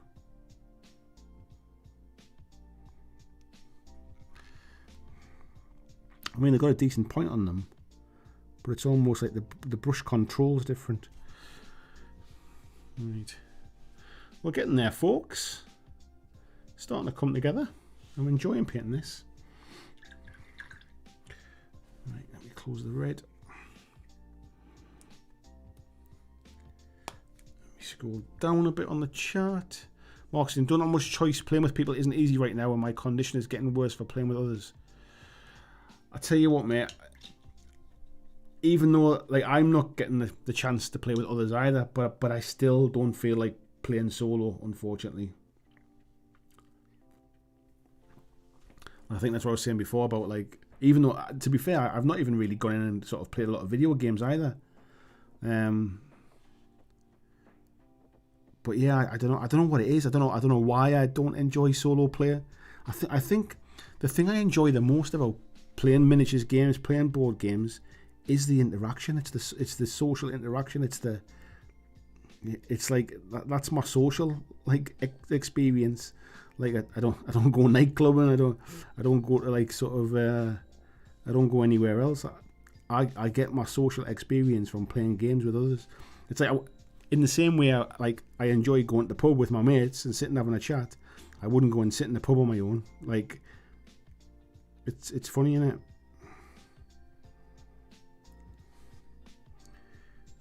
Like when it comes to like a solo thing, I'd rather if I'm going to be on my own, I'd rather sit and paint than play a solo game. And I, you know, this is not a criticism of anybody who enjoys solo games. It's just my experience and my opinion.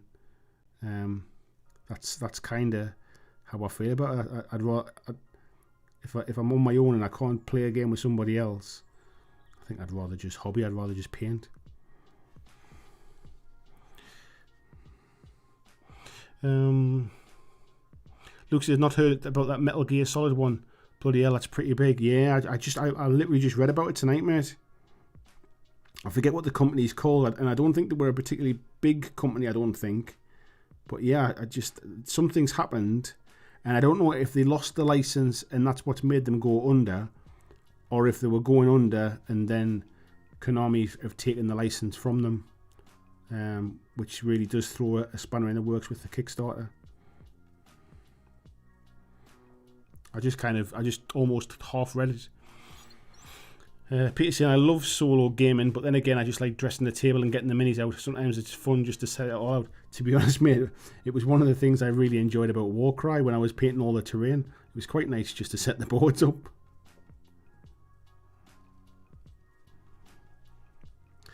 So I think it must be like the adult equivalent of playing dolls' houses. Just setting up a nice table.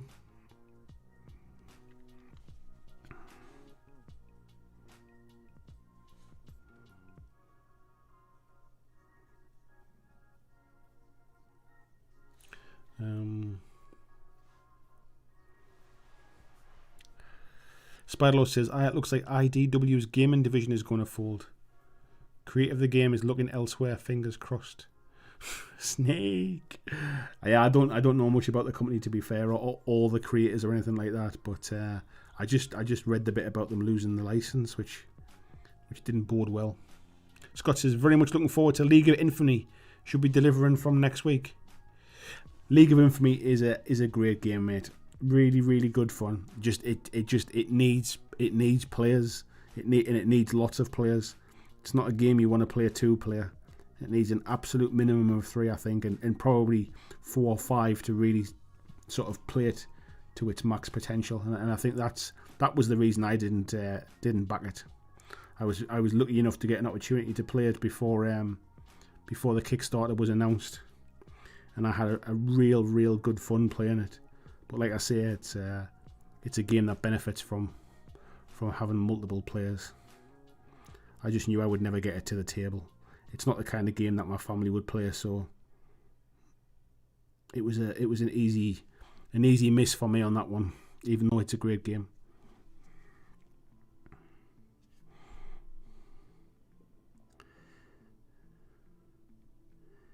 Indeed.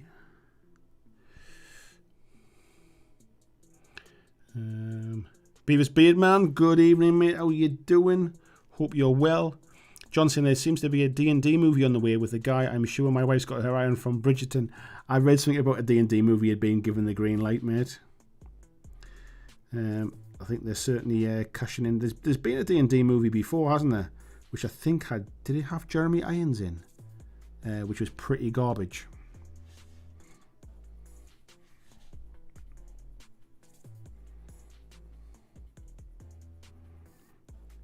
I'm pretty sure there was one. Unfortunately, I think the problem with those kind of movies, and I think the World of Warcraft one suffered from the same thing, is they tend not to be made by people that love the kind of like the source material.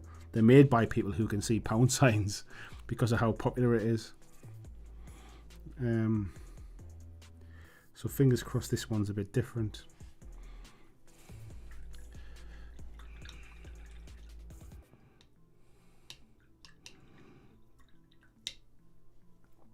Let me just scroll down a bit there. Oops. That was a big chunk of text that wasn't on my screen a second ago.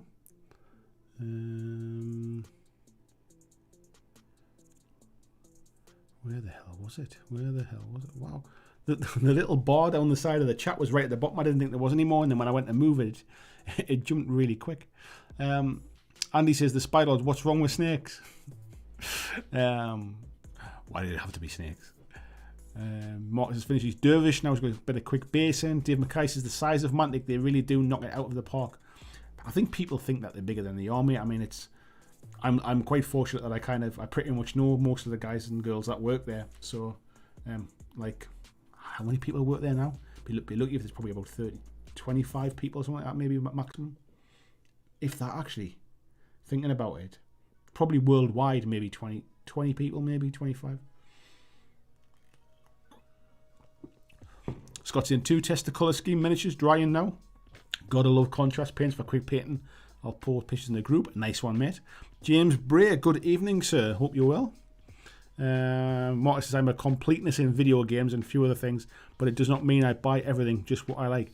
I buy very few games these days. I don't have the time to be able to plow into them. And I would like to complete them, but I don't play them often enough to complete them. So, like I said before, I must have started Skyrim 4 times and keep going back to the start because I forgot. Like by the time I get back to going to play it, I forget where I'm up to.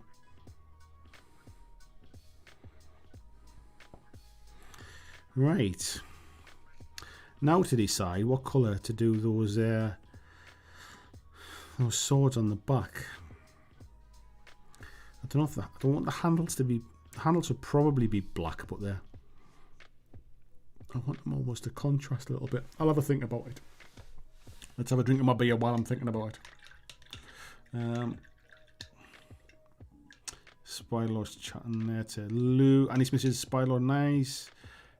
Christian there, sharing the link there for Goblin Gaming. Thank you very much, sir. Much appreciated. Don't forget, folks, if you are looking to pick up things like what's it called again? Pariah Nexus or anything like that. The pre-orders, I think, go up on the 27th, I think it is. I think Pariah Nexus doesn't order until the following week, I think. It's not up this week. For all the prices are available, it's not this weekend, it's next weekend, I think it goes up. But yeah, if you do that, if you buy them through Goblin Gaming, I think they do 20% off. So you'll get it a bit cheaper as well. And you are supporting my channel and my business. Warwick says, I'm sure the Pariah Nexus minis will get their own boxes within the next 3 to 6 months after release of the Kill Team part. It's just those who want them for 40k are patient enough. No, mate, they're not. They're not patient enough, and they'll think that they're getting them cheaper as well. So for all, they're paying £95 for this box, and a box like they would have paid £60 for like a box of each of them, or maybe £70 for a box of each of them, £35 a box or something. They'll still justify it by the fact that they're getting it now.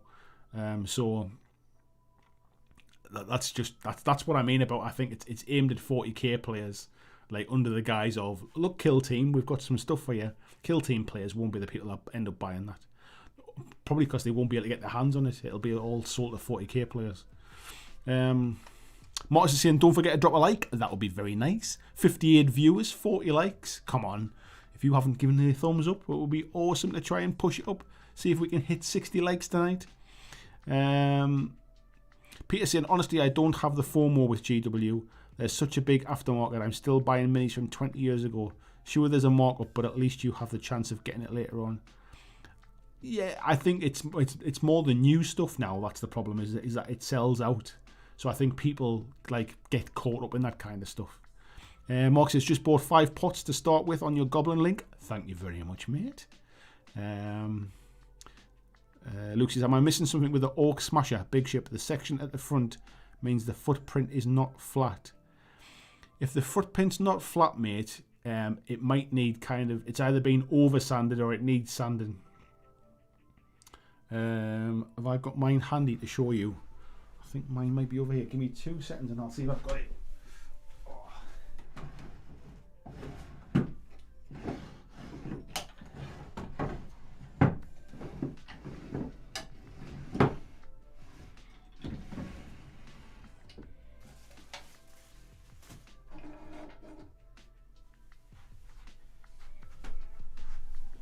Is this the one you're talking about, mate? I'll put it under the camera. So, this piece here is separate, isn't it? I've kind of sanded mine flat across there. If yours isn't flat, then one of the 2 pieces hasn't been cast correctly, mate. I assume that's what it is. But yeah, mine definitely sits flat on there. But I think, I mean, you can see there, I definitely had to sand that one down. All I did was I got a piece of sandpaper and just went round in circles and flattened it out.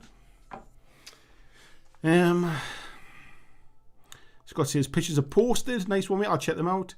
Andy says, nice chatting there. The Spiral Lord. Marcus says I bought 2 of the Warcry books because it has all the point cost for all the factions, and since not all the warbands are available on GW, I have to get the minis individually. I've not bought any of those Warcry books, mate. I'm not playing games at the minute, so they're absolutely no use to me. Tasty Brain Dream says I rarely finish games. Yeah, I used to when I was younger. These days, not so much. Peter says, yeah, I love playing different games, but I like playing long campaigns. Most of my games have a piece of paper inside with progress written down and cards and upgrades. God, I would never remember when I come back to them later on. That's a problem. Lobin says, I love the variety of games that I have and want to play. I can't stick with just a system or 2. Me either, mate. There's too much good stuff out there to concentrate on just one thing, I think. Warwick says, I've been really wanting to pull out my Silver Tower game and just solo play through it before Curse City comes out. Going back through it, I found I had the White Dwarf mini in there with it. Score. Yeah, I've got some. I bought my Silver Tower second hand, so the person I bought it off had bought like some of the extra heroes and all of the extra cards and stuff like that. So there's quite a bit of stuff in my Silver Tower. I don't think any of it's really painted, like, to be fair, mind. I never got round to painting it, but yeah, I should probably I should maybe play Silver Tower through again. Marcus says, can anyone tell me who Baron Zemo is? I've been painting him all evening. I have no idea about his backstory. Baron Zemo. I forget now, mate. I know the name, but I must admit Marvel's not really my thing. DC's more my side, mate. Maladjusted Quest says, when it comes to video games, all I play is solo, even in MMOs. I tend to play solo in video games, mate. More so because I can't commit to kind of like turning up and playing like online games with friends and stuff like that. But yeah, board games and miniature games I was talking about when I said I don't play solo.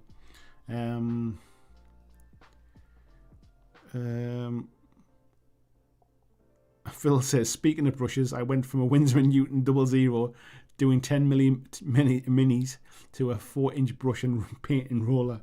Bloody hell, mate. Yeah, I've got a lot of decorating to do at the minute as well. Marcus is saying, so would you still play a solo game about Han Solo?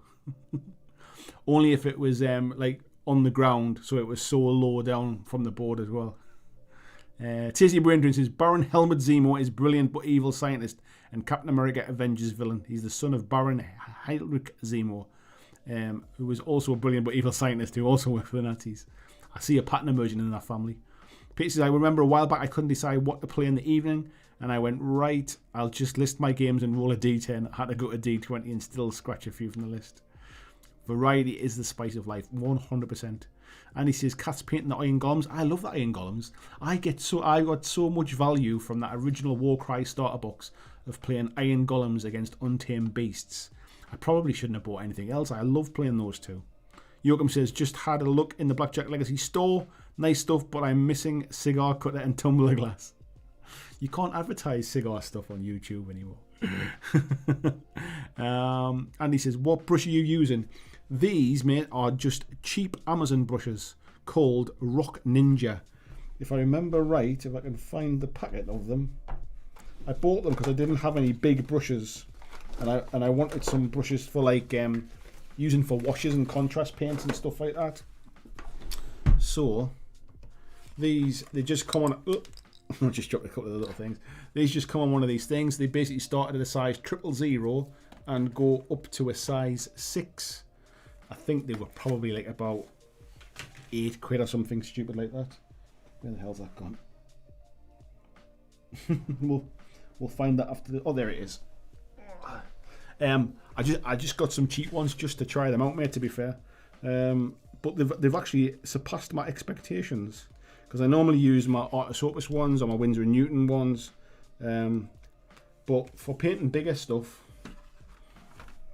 it's I mean, you can see if I go back to, it's keeping its tip, and that's a size 4. So yeah, it's doing all right. Peter says there's been 3 D&D movies. I only remember one of them, mate.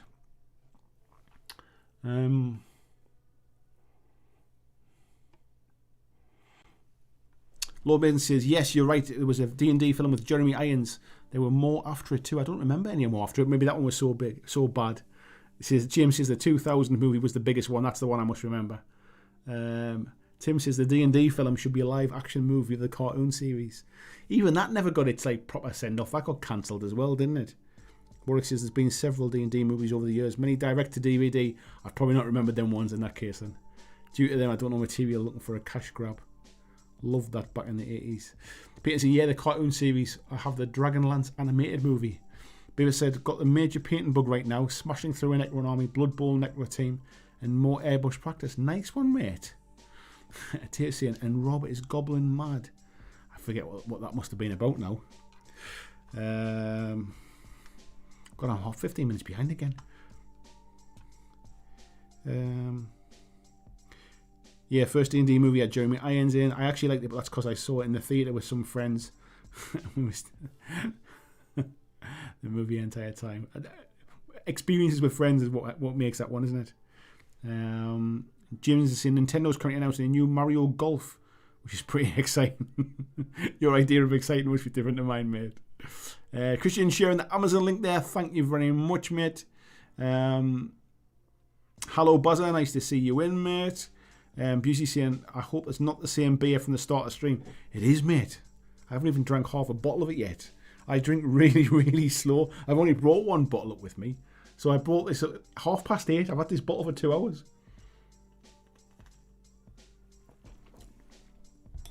Terrible, mate, isn't it? Luke's in the Facebook group. Kirsten has just informed me the main hull has been far too enthusiastic on the sanding. I think I saw somebody else's post had the same thing, mate. Dave's saying 11 tentacle poses done. Nice to have the choice. Beauty says probably the only video games I ever finished are Super Mario Brothers 1, 2 and 3. I was never really a Nintendo player, mate. I was always Sega. I played all the Sega games, Sonic and stuff. I was never really into Nintendo. Right, let's get a little bit of Ulthwan Grey to cover over that card on his sleeve. Scott says, I wish Goblin Gaming got more stock in for Flames of War. You'd have made a fortune for my purchases. Yeah, they don't.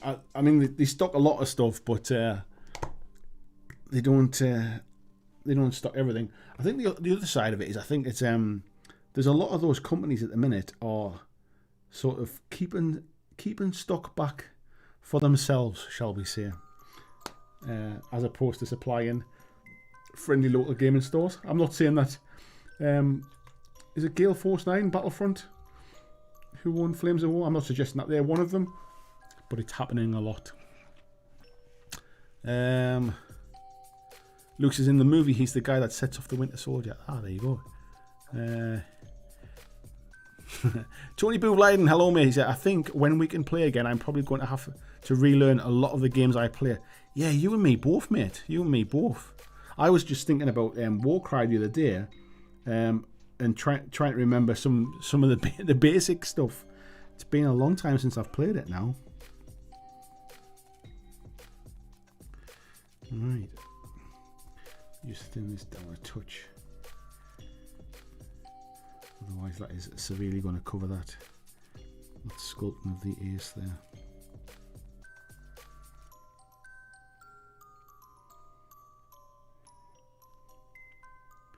That's going to test my patience trying to paint that ace back on again.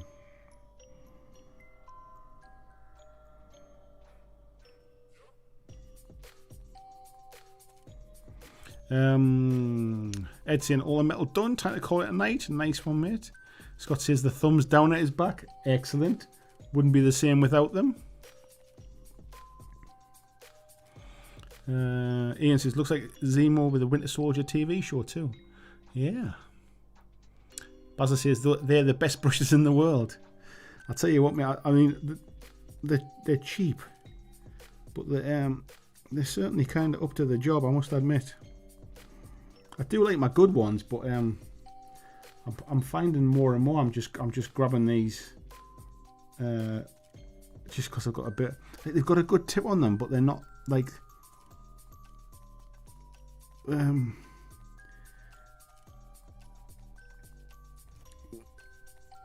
what was I just going to say there?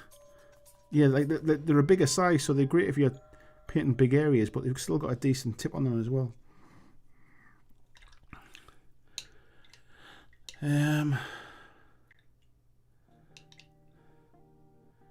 Where? James says I've got the same brushes, they do the job. Yeah, I honestly I bought them just to kind of just to try them out and just to test them really for the price. And like I say, rather than use my expensive ones on like contrast paints and stuff, but I find I'm using them more often.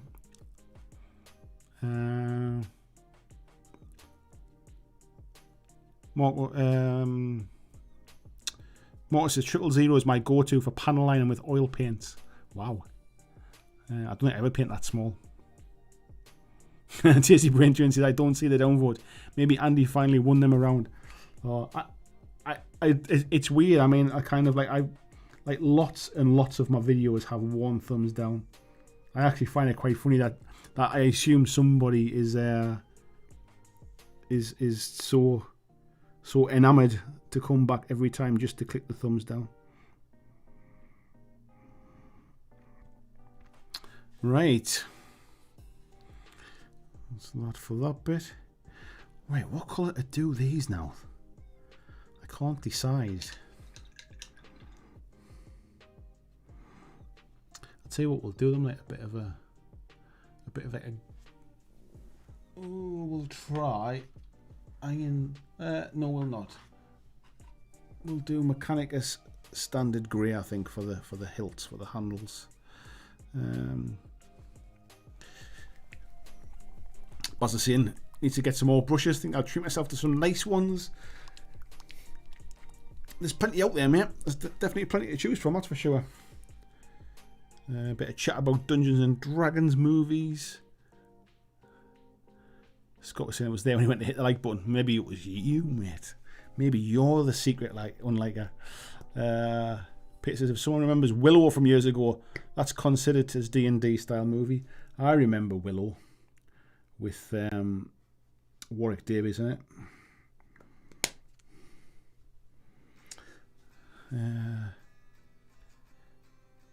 Lawmaid said I got a pack of them when they came with names and sizes. I picked 3, 1 for metallics, 1 for tip, 1 for big areas, and they're still going strong. Spider said I use cheaper brushes on 90% of stuff these days. Break out the fancy for characters and things. I never feel the need to kind of like hold back the good brushes, if you like. Like, what's the point in spending money on them if you're not going to use them? Is kind of how I see it. But what I would say is having nice brushes has taught me to look after them. That's for sure.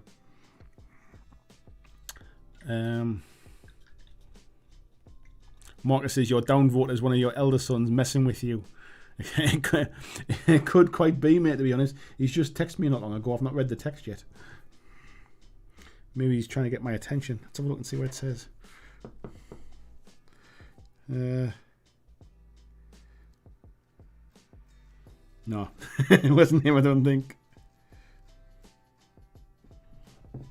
James, I got those hex bases from eBay, mate. I'll send you a link to them. The ones I bought originally were $4.99 for 20 bases, but I bought some more today, and I think it was $8.99 for 50 bases. Because I use them for Aristea minis as well. Because Aristea minis come on round bases, but it's played on a hex board. So I always cut them off and replace them with hex bases.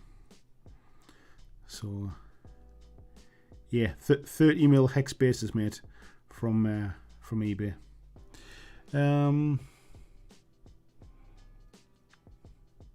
Scott says that music is freaky. I can't hear it, mate. I don't know what it sounds like. If I can hear it, you'd hear it coming back through the microphone, and it ends up creating that infinite loop echo. So I have no idea what you're all listening to. It's silence here except for my voice.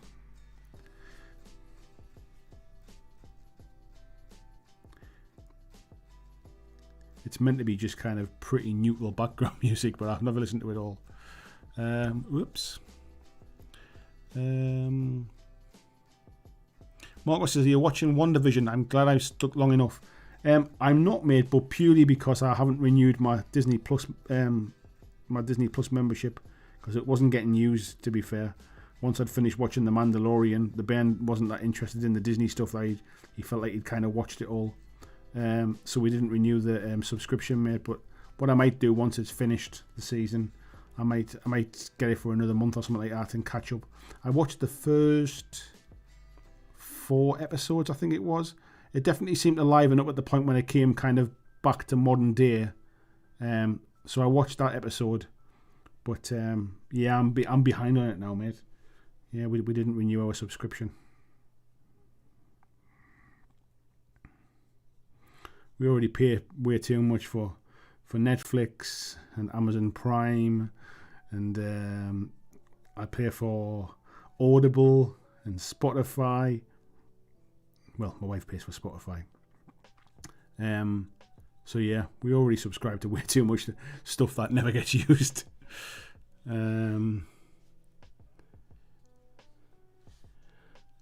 Peter says the downvote was Lou when you mentioned the decorating. Yeah, we're busy. Well, we're getting some work done in the garden at the moment. We've been getting the fence put up in the garden, because we basically used to have like sort of like trees and bushes along the garden, but the trees were just like blocking out all the sunlight. So we got the trees cut down, and we've had a fence put up, but we're also decorating the conservatory at the minute as well. So I hate doing the gloss work in the conservatory because it's all bloody windows, and of course we didn't buy the conservatory thing. It was already there when we bought it, but it's all wooden windows and wooden doors as well. The whole house is kind of like, because it's on like an old farmland type thing, like it's like a barn type thing. It's all wooden doors and wooden sash windows, so it's an absolute pain in the backside when it comes to gloss work. So yes, I have I've got lots of odd jobs that need doing, which is part of the reason why I'm having a few days off this week, just to try and catch up on some of that stuff. Because generally I don't really stop working. I don't really even have weekends off. Like, I'm still kind of working on ideas for videos, and I'm still painting and doing bits and pieces to catch up. So I never really actually sort of take a full day off. But I thought I'll take a few days off this week and get some of the bits of jobs done around the house.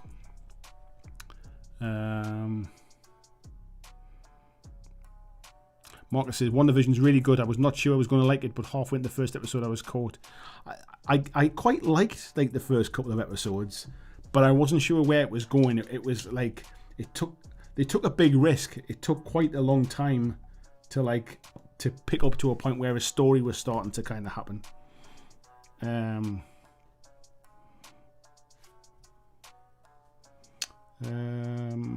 Marcus is saying the background music kind of sounds like old Metroid music. Oh god.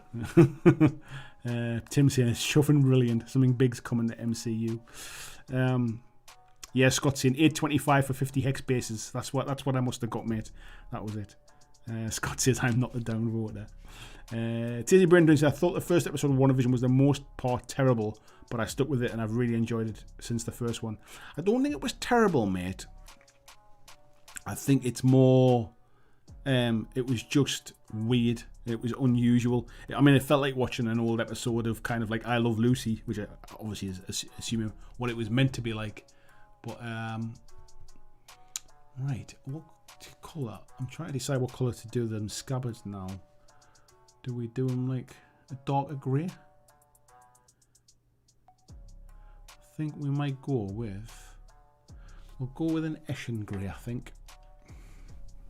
That'll be different enough. We'll wash them and stuff. So, Maladjusted Quest says, have a great night. My monster has left his room. Oops. And he's giving me the look that says, feed me. See you later, mate. Scott says, don't read it. He'll be after money. Oh, my son's text. That's what you're talking about. The poor buggers are having a bit of a hard time at the minute. Obviously, they're doing their A levels at the minute and applying for universities for September and stuff. I mean, I know everybody's kind of has it hard at the minute with coronavirus lockdowns and that kind of stuff. But I tell you what, like my twins had their 18th birthday in lockdown, so that like the pubs haven't opened for them to actually go to the pub. Like now that they're 18, so I've still not managed to actually take them to the pub to celebrate their 18th yet. Now they're 18, I can't see them because they're not classed as children anymore. So where before they were 18, it was classed as like shared parental kind of like sort of cover, if you like. So they were allowed to come over because we were sharing kind of responsibility. But now they're 18, they're adults. So they can't come and stay anymore. So I've not seen them. I'm missing the boys. But yeah, sorry. Everybody's basically got it tough at the minute with the restrictions. But them sort of going through like the 2 years of their A levels while this has been on, and then having to kind of try and plan for university when they're not doing exams and being sort of like stuck trying to learn from home. I really feel for them. It must be bloody tough.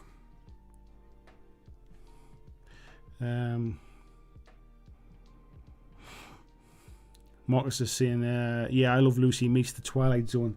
The problem was, mate, with the first couple of episodes, there wasn't even really that Twilight Zone element to it. Like it felt like a very just. It was just a bit like a weird sitcom. Like it wasn't until maybe episode 2 or 3 where it started to kind of sneak a little bit in of like, oh, there's more to this really. The episodes also feel really short. It feels like when an episode finishes, it says like along the timeline, there's still like 10 minutes left to go, and it's just there's just so much in the credits.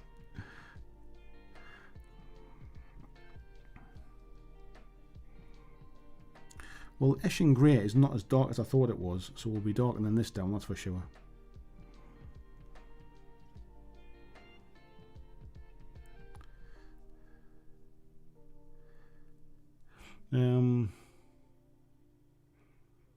Busey says, make sure you're well ventilated when you're using the gloss paint, mate. Had a dodgy one last week at work. Well, one thing we're not short of, mate, is windows and doors to open. Bloody hell. Yeah, I do not enjoy painting, like sort of like decorating painting. And obviously I've now got something like 35 metres of fence to paint as well out in the garden. Now that the guys finished doing the fence. So yes, I ain't looking forward to it.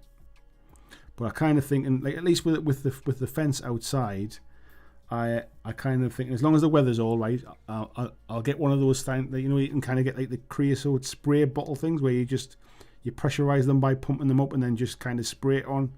I'm thinking I'll just get myself kitted up in some warm gear, get my podcasts on, headphones on, and just kind of like work through the day kind of thing.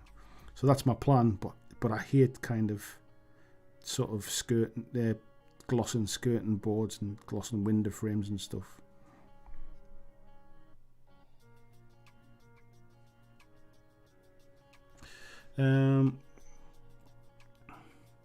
Barry says background music right now sounds like something from the Idiocracy soundtrack.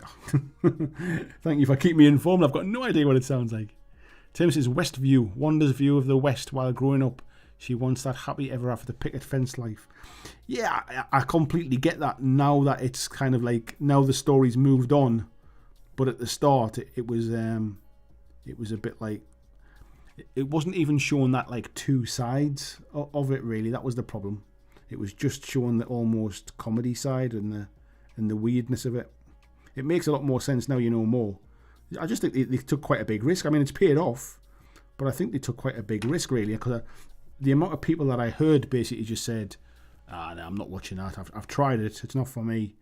I think it was quite a big risk, but it's you definitely have to stick with it.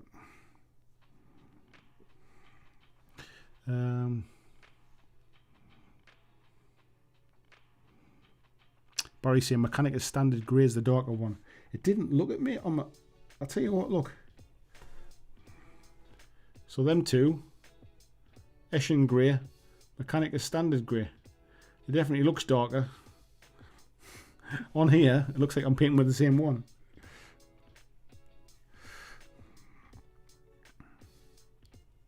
But that's fine. We'll use it to get a base coat on it, and then we'll darken it down. We'll mix a bit with black or something, and we'll do it that way. Luke says, I'm hoping the forecast is correct for the second half of February, and it gets as mild as it says. Where did that one go? As it says it will. Kids want to play in the garden.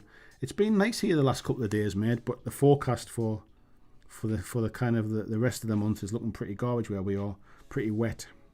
It's not. It's going to be mild, but it looks like it's pretty much going to rain every day, from Friday.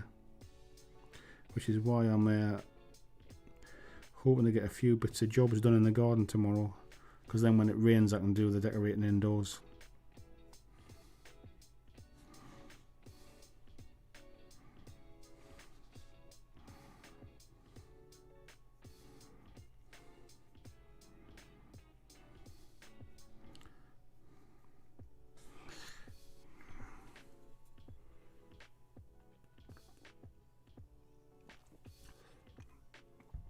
Phil Campbell says, cheers for the stream, Andy. Night, folks. Take care. See you, mate. Marco says, you're going to need quite a lot of Agrax Earthshade for 35 metres of fence. I tell you what, mate. I would have to have a big lottery win, mate, to buy enough Agrax Earthshade. I think it's going to cost about 80 quid in blooming creosote stuff, or whatever it's called, like outdoor sort of preserver stuff. Yeah, there's quite a bit to do. Our house is in the corner. Like there's a little cul-de-sac where we live with 3 houses, and our house is the one in the corner. So our garden kind of goes, like the fence goes down, sort of as you can imagine, across the corner between the 2 houses. So we've got quite a big garden, which obviously means it's quite a big fence.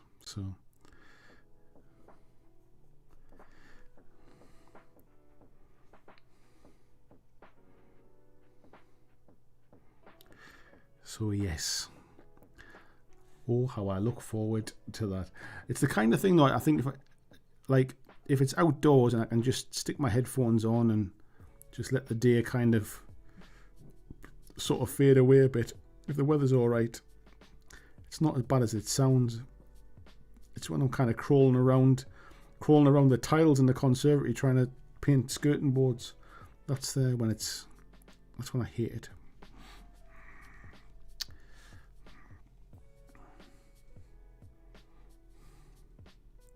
In the past, when I had a proper job, I'd have paid decorators.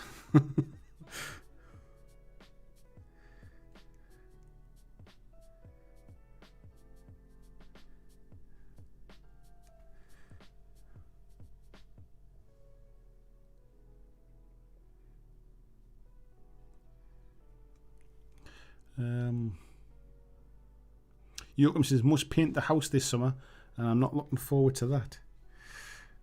Yeah, luckily we don't really have a lot of sort of outdoor painting to do.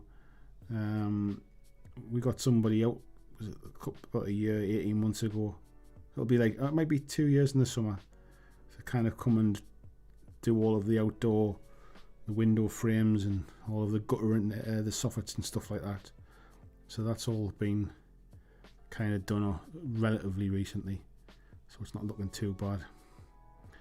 But yeah, this is we decorated the whole house when we first moved in. We got some decorators and they came and kind of did the house top to bottom, which was about 4 years ago, I think now. But obviously with a 4-year-old now, as you can imagine, there's a lot of stuff needs redoing now. We've decorated like the living room during lockdown. We've done the little one's bedroom. This room wasn't done that long ago when I kind of turned it into my studio here. So we're just kind of working our way around the house now while there's not much else to do.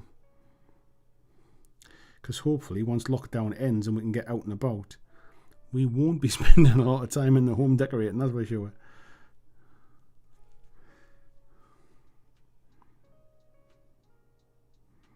So trying to make the most of it at the minute.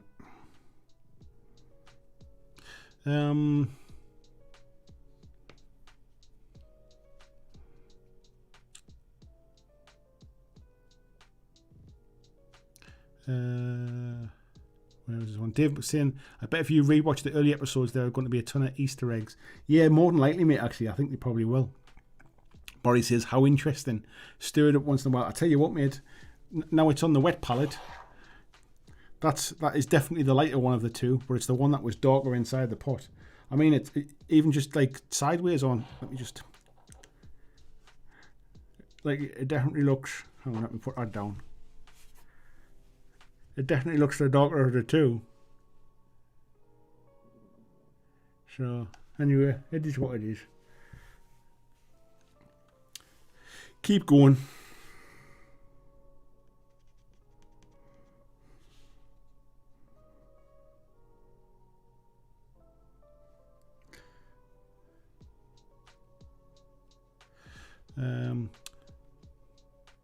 Marcus says, if it wasn't for lockdown, you could have had Andy Con at yours. We could have all chipped in, helping out with the garden work. You could have all come and camped. You could have all camped out, mate.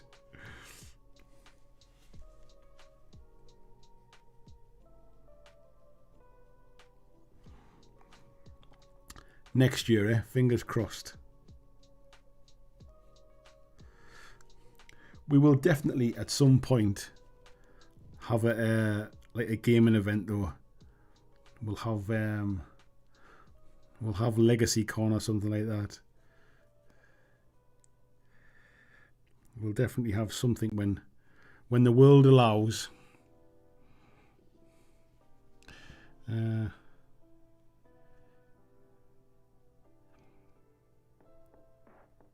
James says, spent tonight just staring at my hobby stuff. Inspiration did not strike. I have days like that, mate, where sometimes I just kind of like just stare at it like it's going to paint itself, or something's miraculously going to tidy itself up or film itself or something like that. It's amazing how you can have those days.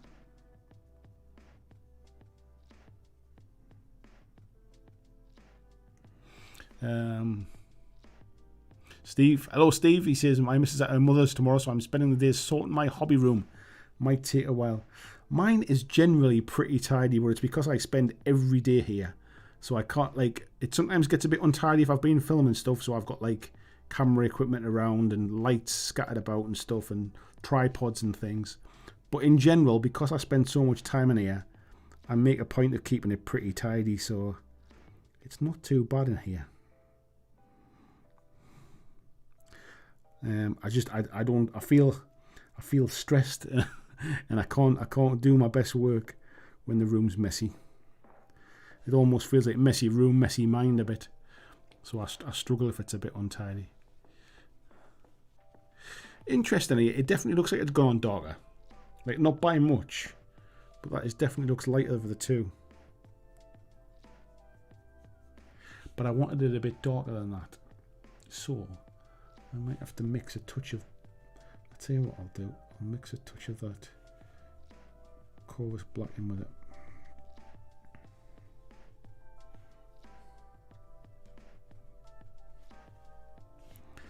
And we'll put another coat on it.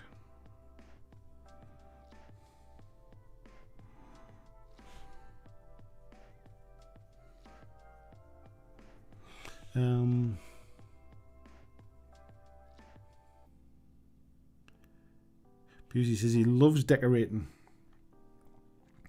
I'll tell you what, mate. You are more than welcome to come and do mine, that's for sure, if you love it that much. Honestly. It's the one. Do you know what it is? I love DIY stuff. I love building stuff. Like, ask me to build decking or something like that, or ask me to to kind of put a shed up or fit a kitchen or any of that kind of stuff, I absolutely will do that. Not a problem at all. But I cannot stand decorating. I don't know why. I just can't stand it.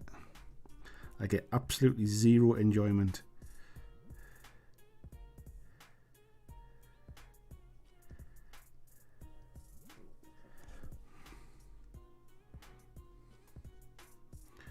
My wife is generally the decorator in our house, so I'll do all the kind of like the odd jobs, the putting shelves up and the sort of DIY work and fixing things and repairing stuff. I do all of that things, but she's by far and away the better decorator.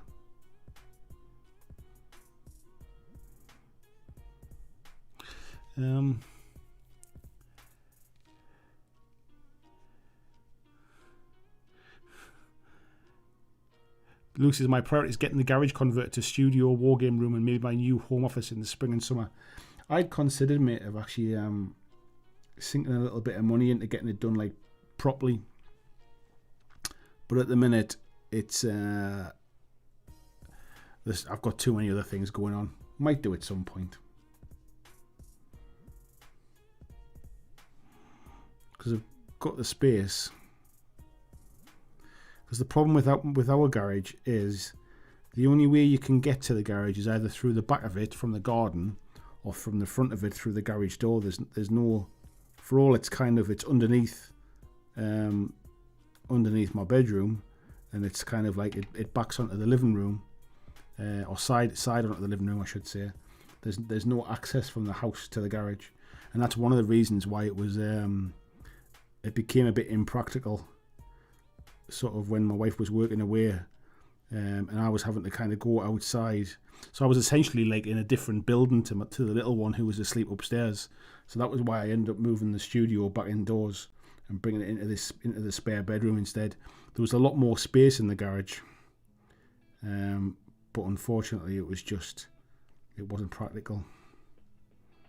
But yeah, at some point, if I can get to the point where sort of lockdowns have ended and all that kind of stuff, and I can get people starting to come to play games here, like on camera and things, I think then it's probably a good time to invest in maybe creating that space, because this is not the biggest space for kind of like for playing and filming in, but it works great for kind of the work I'm doing at the minute.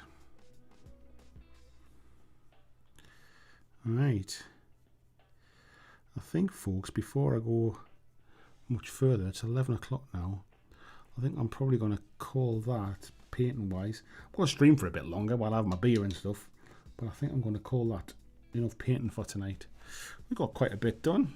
We've got the basics on. We've got some metallics to do. So we've got like the buckle on his chest there, a couple of little buckles and straps and stuff on here to do. I've got to finish off there's like an ace of, you can see it. There's an ace of spades card in his sleeve there. I've got a couple of bits to do on the back there as well, but we're blocking the basic colours in, starting to come together.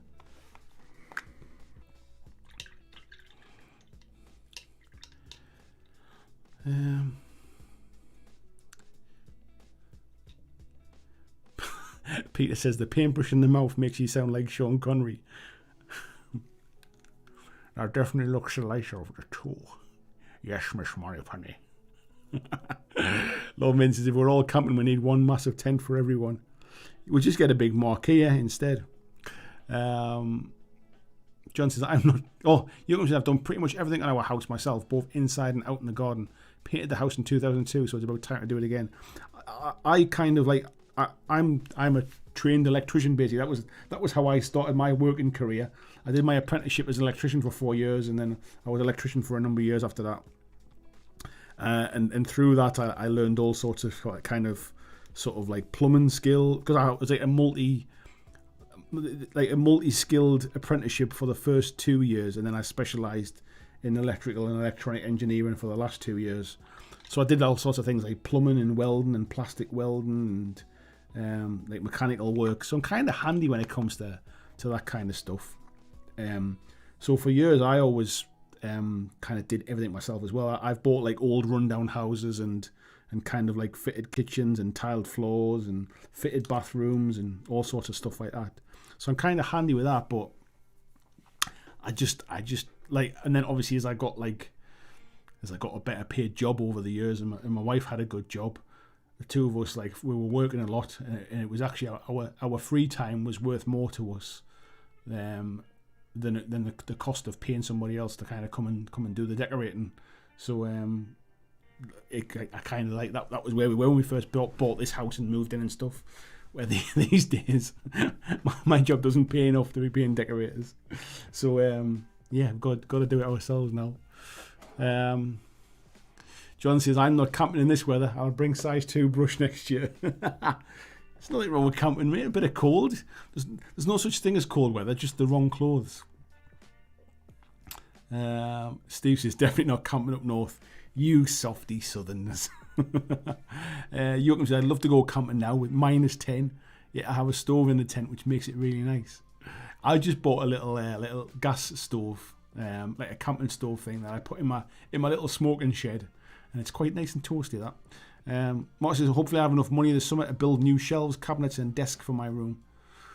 But I may have to get rid of one of my aquariums. Wow, I imagine aquariums are really heavy when they're filled with water. Mark says, I hate masking when doing home decorating. Yeah, me too, mate. Busey saying, I have to love it because it's what I do for a living. It's a good job, mate, in that case. Eddie May, hello. He says, finished gluing 3D printed robot warriors from one-page rules and my fingers together. Time to call it a night. Enjoy your evening, chaps. Thank you very much, Eddie. Thanks for coming in. Dave saying, I love bigger work area. I've been looking at garden rooms, also known as a fancy shed. I'll be honest, mate, I've been looking at that as well, because since I kind of like cleaned and tidied our shed out and turned it into my little smoking cave, I realised how nice it was to kind of sit out there and look down the garden during the day. And I was thinking, do you know what it is? If I had a better man cave type shed, like an outdoor summer house, whatever the hell you call them, I could work out there during the day. Like, I could have all my painting stuff out there. I could do my live streams from there, like the painting streams. And I could just literally have this room is just to record in and stuff. And it would be lovely to kind of have that. But again, it's just the money. It's just like I won't see any return on that investment kind of thing. All I'll do is have somewhere nice to sit during the day. James has spent 4k getting his garage turned into a proper office in late 2019. Bloody glad I did. I bet you are, mate. I work from home every day now. Have to go outside to the office too, though. A pain when it rains. Yeah, it was perfect. I mean, where I live, we've got a double garage, so I'm not short of space. So it would have been perfect to have as like a bit of a studio and stuff. So I was kind of thinking about doing a proper job of it, but it's just the fact that when my wife works away, or when she worked away, I couldn't go in. I couldn't go in there. I couldn't use it like when the little one was home. So when he went to bed on a night time, I couldn't just then go through into the garage and paint or record or anything like that, or do live streams. So that was why I ended up knocking it on the head. But now, obviously, the world has changed a bit. My wife's not working away. She probably won't work away nearly half as much as what she used to. I'm kind of considering, when we've done all the other bits and pieces at home, I'm kind of considering that would be the best course of action. Dave said he's been working at home as well since March last year. Me as well, funny enough. Steve says, my missus does all our decorating as I hate it, but I do most of the cooking. I'm not a very good cook either, to be honest, mate. I definitely got the better deal when it that. My wife's a really good cook. She makes some fantastic food. I tend to just kind of pull my weight and do other bits and pieces, really. Tasty Brain Drain says it's really coming along nicely. Yeah, it's not too bad, mate.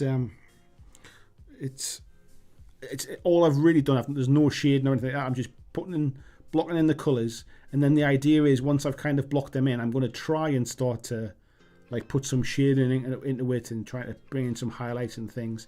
But to be honest, I think like a bit of a wash over the shoulder straps and stuff for the browns, and then highlight them up a little bit. But I'm kind of liking the rest of it because it's so big. It's creating its own kind of like shadows and highlights. So as you can see there, like the lights shine on the top. You can see like under the chest, it's causing a shadow. It's just because it's big. Like if that was a miniature, the overhangs, if you like, wouldn't be big enough to create shadows. So actually, I'm wondering whether I need to do any of that at all anyway. Margot says Andy the handyman.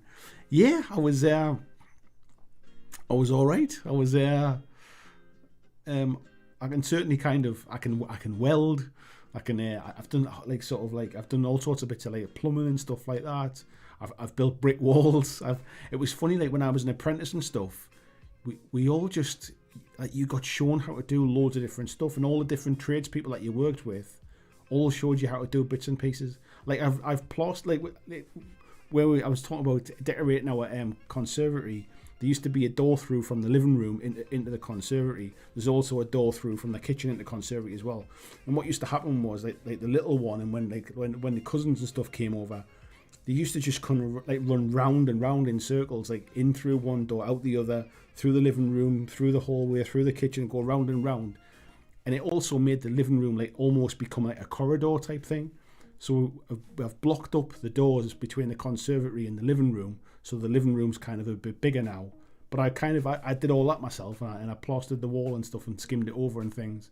So I'm kind of handy when it comes to that kind of stuff, and I enjoy it when I've got the right tools to kind of do the job, if you like. Marcus says, I beg to disagree. When you're only £130, cold exist. I've never been only £130, mate, let's be honest. Luke says, my garage is accessed from outside, but that does not bother me. I think it'll probably not work there often, but certainly for studio and gaming it would be great. Yeah, like I say, I think like now if Lou's not going to be away as often as she used to be, and I'm certainly like sort of like I need the space now, if you like, because it's not like it's not a hobby really, it's where I work now. So yeah. Barry saying, I do a lot of the cooking around here. I don't mind it. I rather enjoy cooking. Cooking's just something that I was never really shown how to do. My mum did all the cooking when I was little. I moved out of home when I was probably, how old was I when I first moved out? I think I was like 20 when I moved out. The girl that I moved in with, like sort of loved cooking. She used to do all the cooking. When I lived on my own for a little bit when I got divorced, but I was working a lot, so I was working away, staying in hotels. When I came home, it was just like ready meals and stuff. I didn't enjoy cooking just for one, so I've just never really I've never really learned how like, if you like, it's not that I don't enjoy it, I've just never really done it.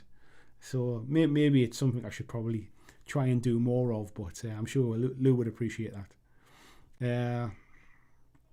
Peter saying, yeah, bigger models like this one hardly needs shading. As you say, create its own. Yeah, I never really considered that until kind of just looking at it now, really. Scott says, I was camping 2 weeks ago just before the snow. Can't beat the swing of the hammock. Why does that sound like a euphemism? Lobin says, I'm looking at my room is big enough for a desk, bed, drawers and a big TV, but I've been here for nearly 22 hours a day minimum. Yeah, that's got to be hard, mate. It's got to be. VG saying he's dropped a photo of the crosshatch into Discord. Thank you, mate. Peter says, I'm getting spare room sorted for when I transfer to the weekend shift. Want a gaming table in there so I can game during the day and be able to keep them set up so I can play over a few days. Yeah, I mean, I'm dead fortunate that we've got a spare room that I can kind of like, I can use as a bit of a studio. And I have got a 6x4 table in here, like behind me. I'm sure you've seen the Studio Tour video that I did a while ago. I'll do an updated one at some point, but it's just a bit cramped. That's all. There's like, it's all right with one person in, but I could do with things like to be able to get the camera a little bit further back to get some better shots in and stuff. But I still know it would be cheaper to buy like an expensive lens. that would do the same thing. It would be cheaper than kind of building a new studio, but yeah.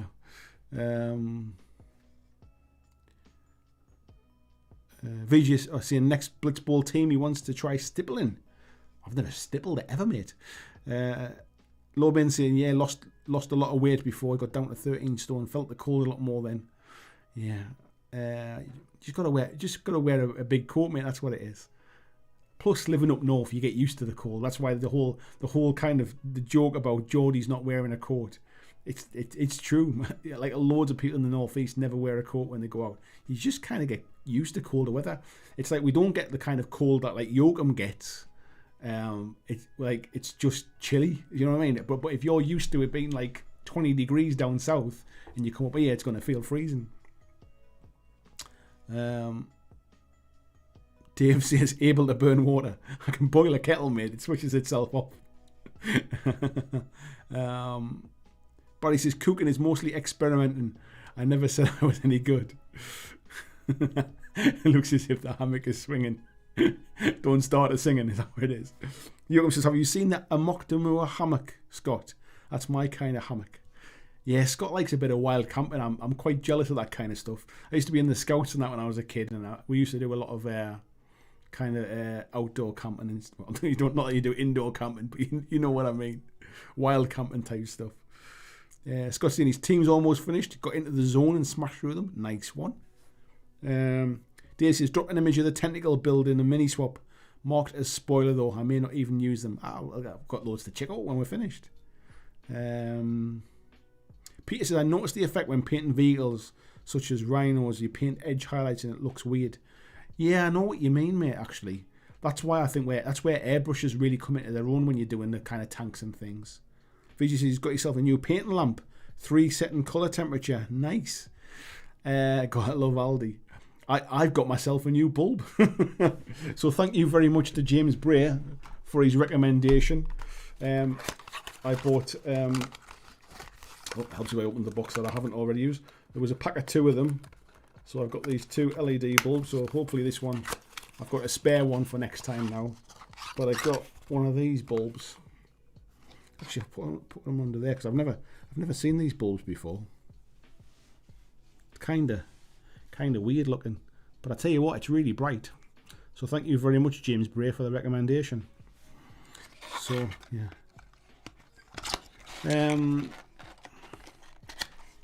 Peter says his spare bedroom is bigger than the used bedrooms. The problem is we don't have an attic or a cellar, so it ends up as a storeroom really.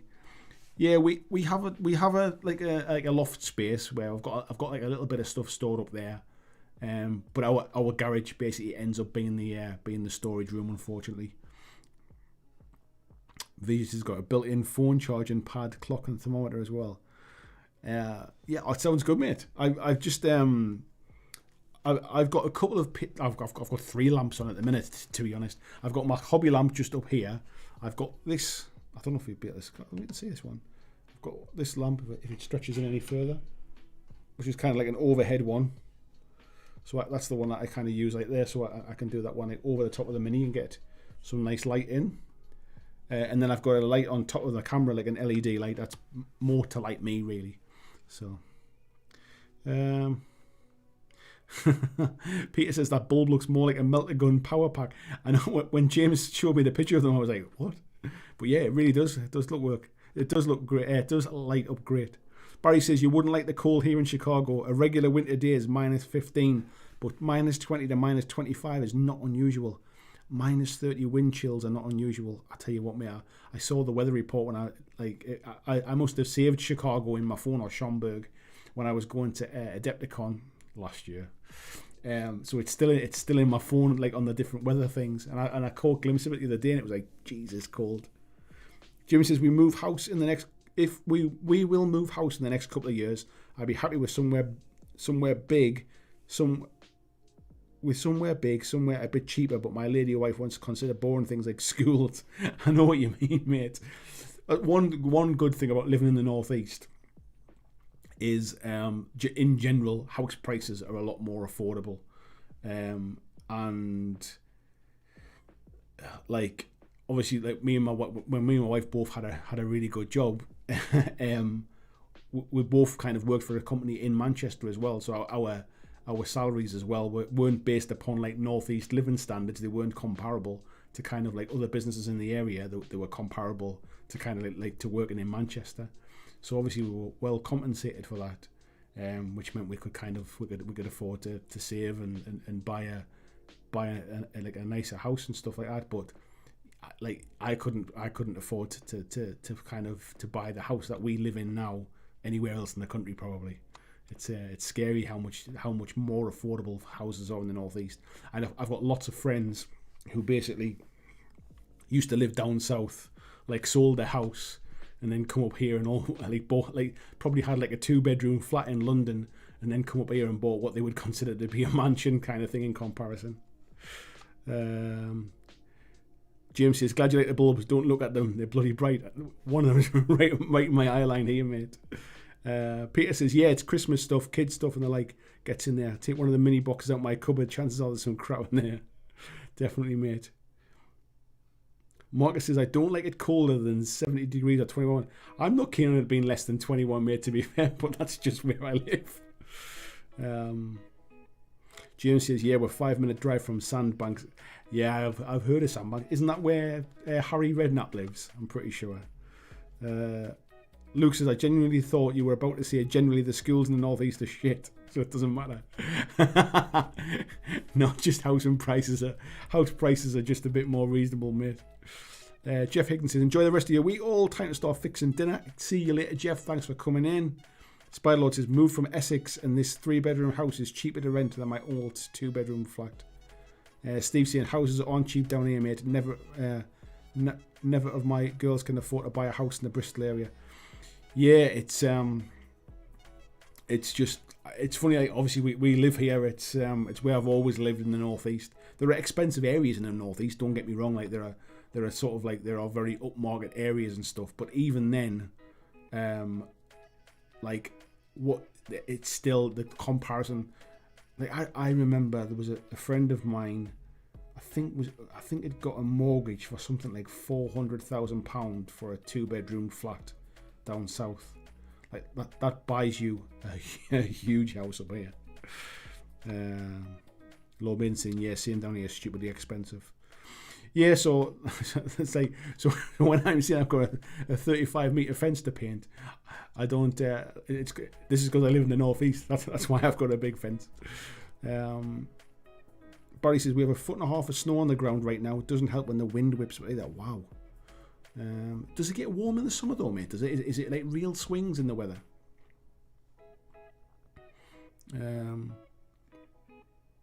Scott says, where do we send the pictures for complete a Dread Ball challenge? Send them to blackjacklegacy@gmail.com, mate. The website address is in the Facebook link. Peter says, I've got relatives in Lancashire, so when I visit I wear an extra t-shirt. Marcus says, I bet if most of you came to Texas during the summer, you'd all melt like an ice cream, average 40 degrees. Yeah, I'm not built for the heat, mate.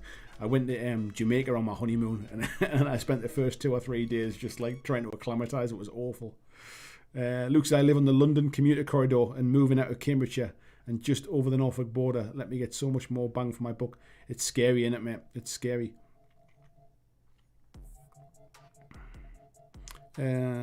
Scott said he's popped in the Facebook group. Nice one, mate. James says, he saw Harry, Jamie and Louise read that once. Harry bought me a drink in the bar next to my old flat. We were the only other people in there, and I think it was a leave us alone please offering. There's probably one of those things where it's a case of like, don't talk to me. Every time I'm in a bar, people expect me to buy them a drink, so I'm just going to get you a drink and then sit there and say nothing. But Dave, you don't get a lot of famous people living in the northeast. If anybody in the northeast makes money, they move down south. Dave Mackay says, I'll catch you later. See you, mate. Lord Ben says, I've heard monthly shop rental prices are like £1,000 just to rent a shop space. I tell you what, mate, £1,000's probably pretty cheap, to be fair. I was looking at like renting like studio space because I thought actually like the money I would spend trying to do something at home, would I be better off? Because the difference is if I spend money investing in like creating a studio at home, like that's not, I can't write that off as tax or anything like that. But if I rent a space, that is tax deductible. So I was looking like from purely from a business point of view, and it was a lot more expensive to rent like sort of like commercial property than I thought it was. Peter said, I prefer a bit more cooler temps than heat. I went to Hawaii years ago and it was like a furnace for me. I like it warm, mate. Like I like warm weather. Like I've been to like Miami and Las Vegas and Mexico and like I said before, I've been to Jamaica. Like I've been to St. Lucia. Right, I've been on a Caribbean cruise and stuff over the years.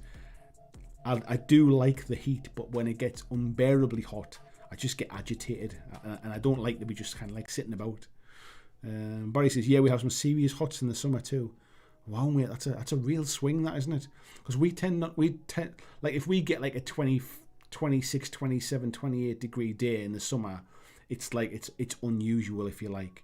But then the cold never really drops much more than maybe minus 3, minus 4. We've had some really cold weather recently, and we had a pretty hot summer last year, to be fair.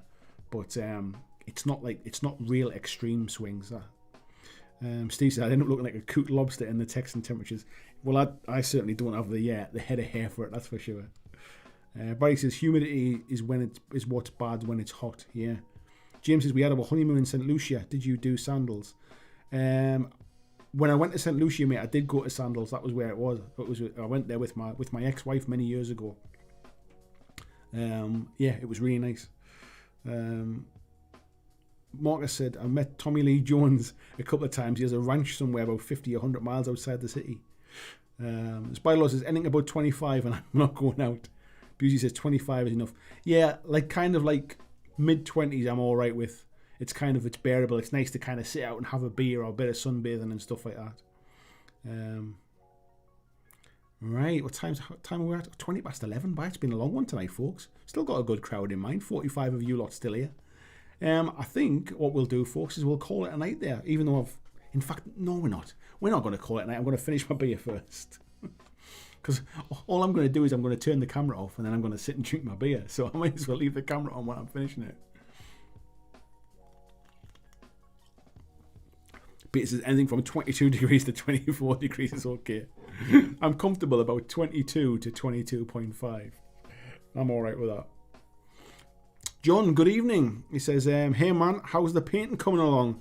That's what we've been painting tonight, mate. It kind of got to a point where I was ready to stop. I was going to finish my beer, but then we got chatting, so I've been finishing off. But that's where we got to tonight. Got the basic base colours down. So yeah, that's where we're at. Spy Lord says, is this a record for a Geordie to finish a beer? This is what happens when I'm too busy bloody rabbiting, mate. I never drink fast on a live stream. It's terrible. Night, Andy. Thanks very much. Temperatures are the topic. Well, we just got to talk about weather, mate, and about like the different temperatures around the different zones where we all live. Busey says, unfortunately, my room goes mid-30s in the summer, 36 sometimes. The problem we have in the UK is because we're not used to extremes when it comes to weather, is when we do get it hot. Like if we have a hot summer, we all suffer because like nobody has aircon in their homes or anything like that. Nobody has any kind of like sort of like decent cooling systems because you would never use it for like 11 and a half months of the year. So when you get a really hot like sort of hot patch in the summer, it is unbearable. You've got windows open in bedrooms. Everybody goes out and starts buying fans and stuff, and everybody's complaining about the heat. And it's the same thing when it comes to the cold. It's like it doesn't really get that cold. Even when we get snow, we don't really get a lot of snow.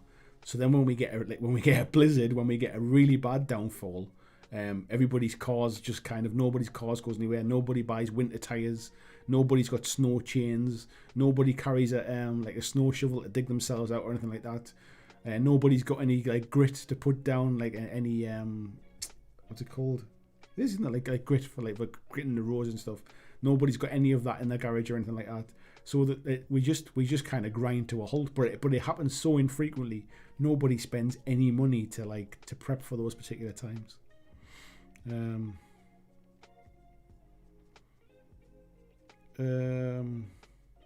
Peter says, "Can never be careful enough with Corona these days. Take it slow." Yeah, I'll finish it when I get my injection. John saying, "Nice base coat neatly applied. Awaiting shading and highlights." Yeah, just crack on. Got the basics down, mate. We'll take the rest from there later. Marcus says, I went to Siberia for Christmas 2019 to my in-laws. -40. We went there in the summer and it was 40 degrees. The roads are a mess with the tarmac completely destroyed. I'm not surprised, mate. John says, personally, I love it hot. Humid weather, bloody well wish I was born in a tropical country. Feel the cold like a thin man.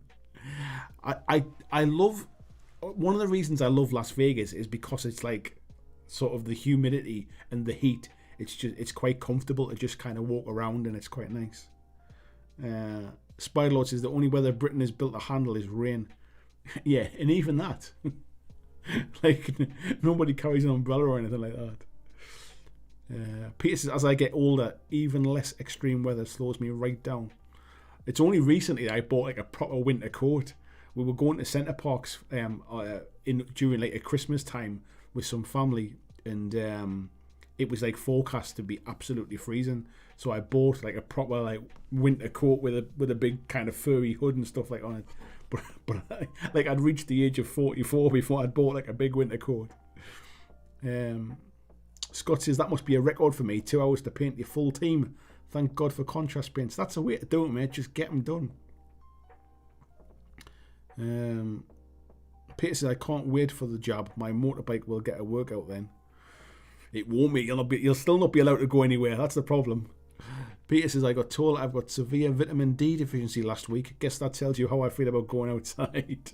I tell you what, I'm hardly going. It was nice to be out in the garden today. I went out this afternoon doing some bits of jobs, and it was quite nice actually just to get out there.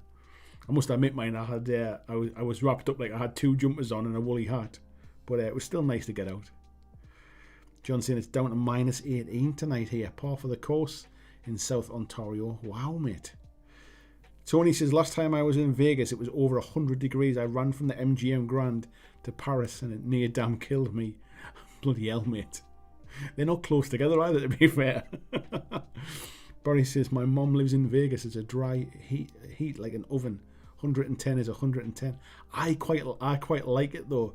It's the fact that it's not. It doesn't make you sweaty. Like you don't like kind of like perspire a lot. I wouldn't want to sit out in it too long, but it's just nice.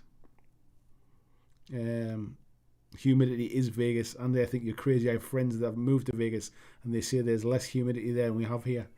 Yeah, it's just not humid at all. Yeah.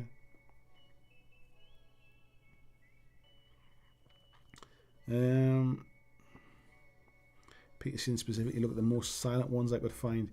Yes, aircon units is not, like I say, it's not something that we really have much use for here.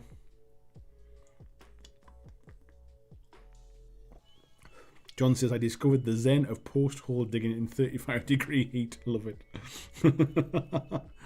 I tell you what, mate. I think I'd probably take working in the heat over working in the cold, though, to be fair.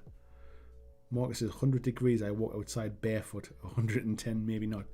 I've got a friend whose brother lives in Dubai. And it's obviously pretty hot over there as well.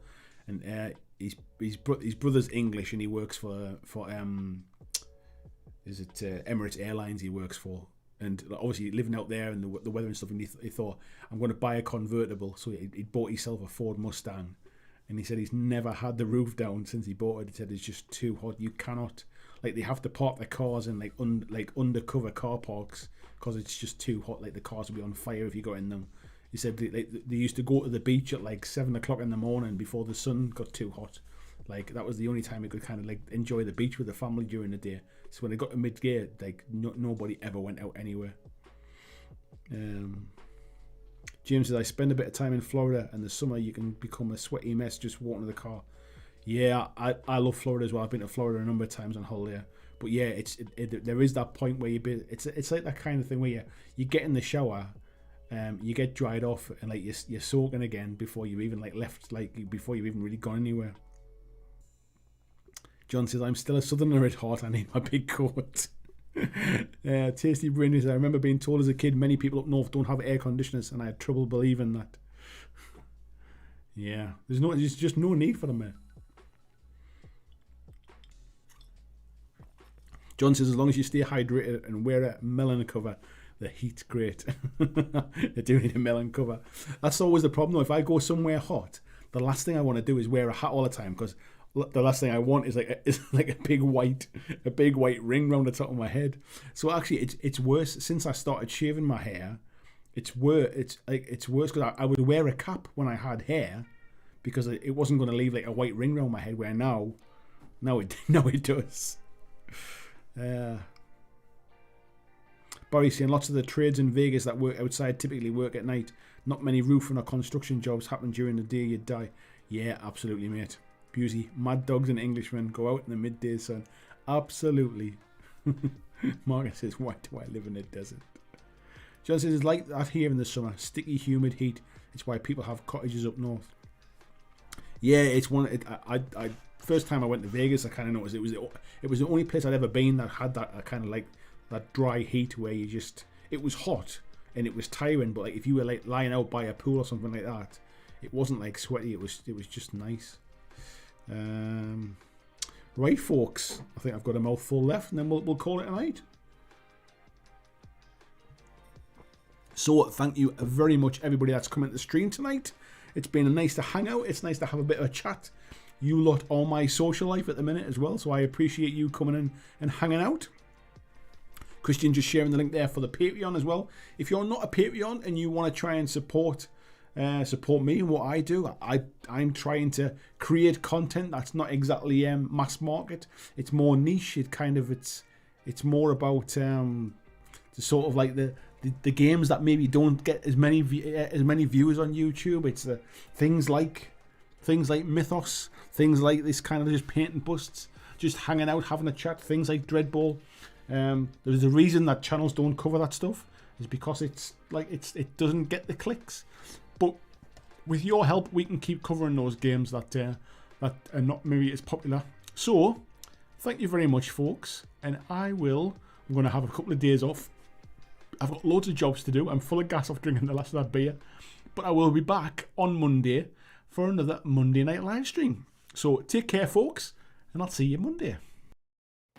Thanks for watching my video. I hope that you really enjoyed it. And if you did, why not consider clicking on the suggested video below to see more of the work that I've done. If you'd like to support the long-term sustainability of this channel, why not consider checking out my Patreon, where you can pledge and support from as little as $2 a month. And there is lots of different tiers and bonuses, which will give you access to a private Discord server. It will give you free t-shirts, free mugs, a podcast every month, and a number of other things, including getting your name at the end of every video, like these awesome folks who already support me now.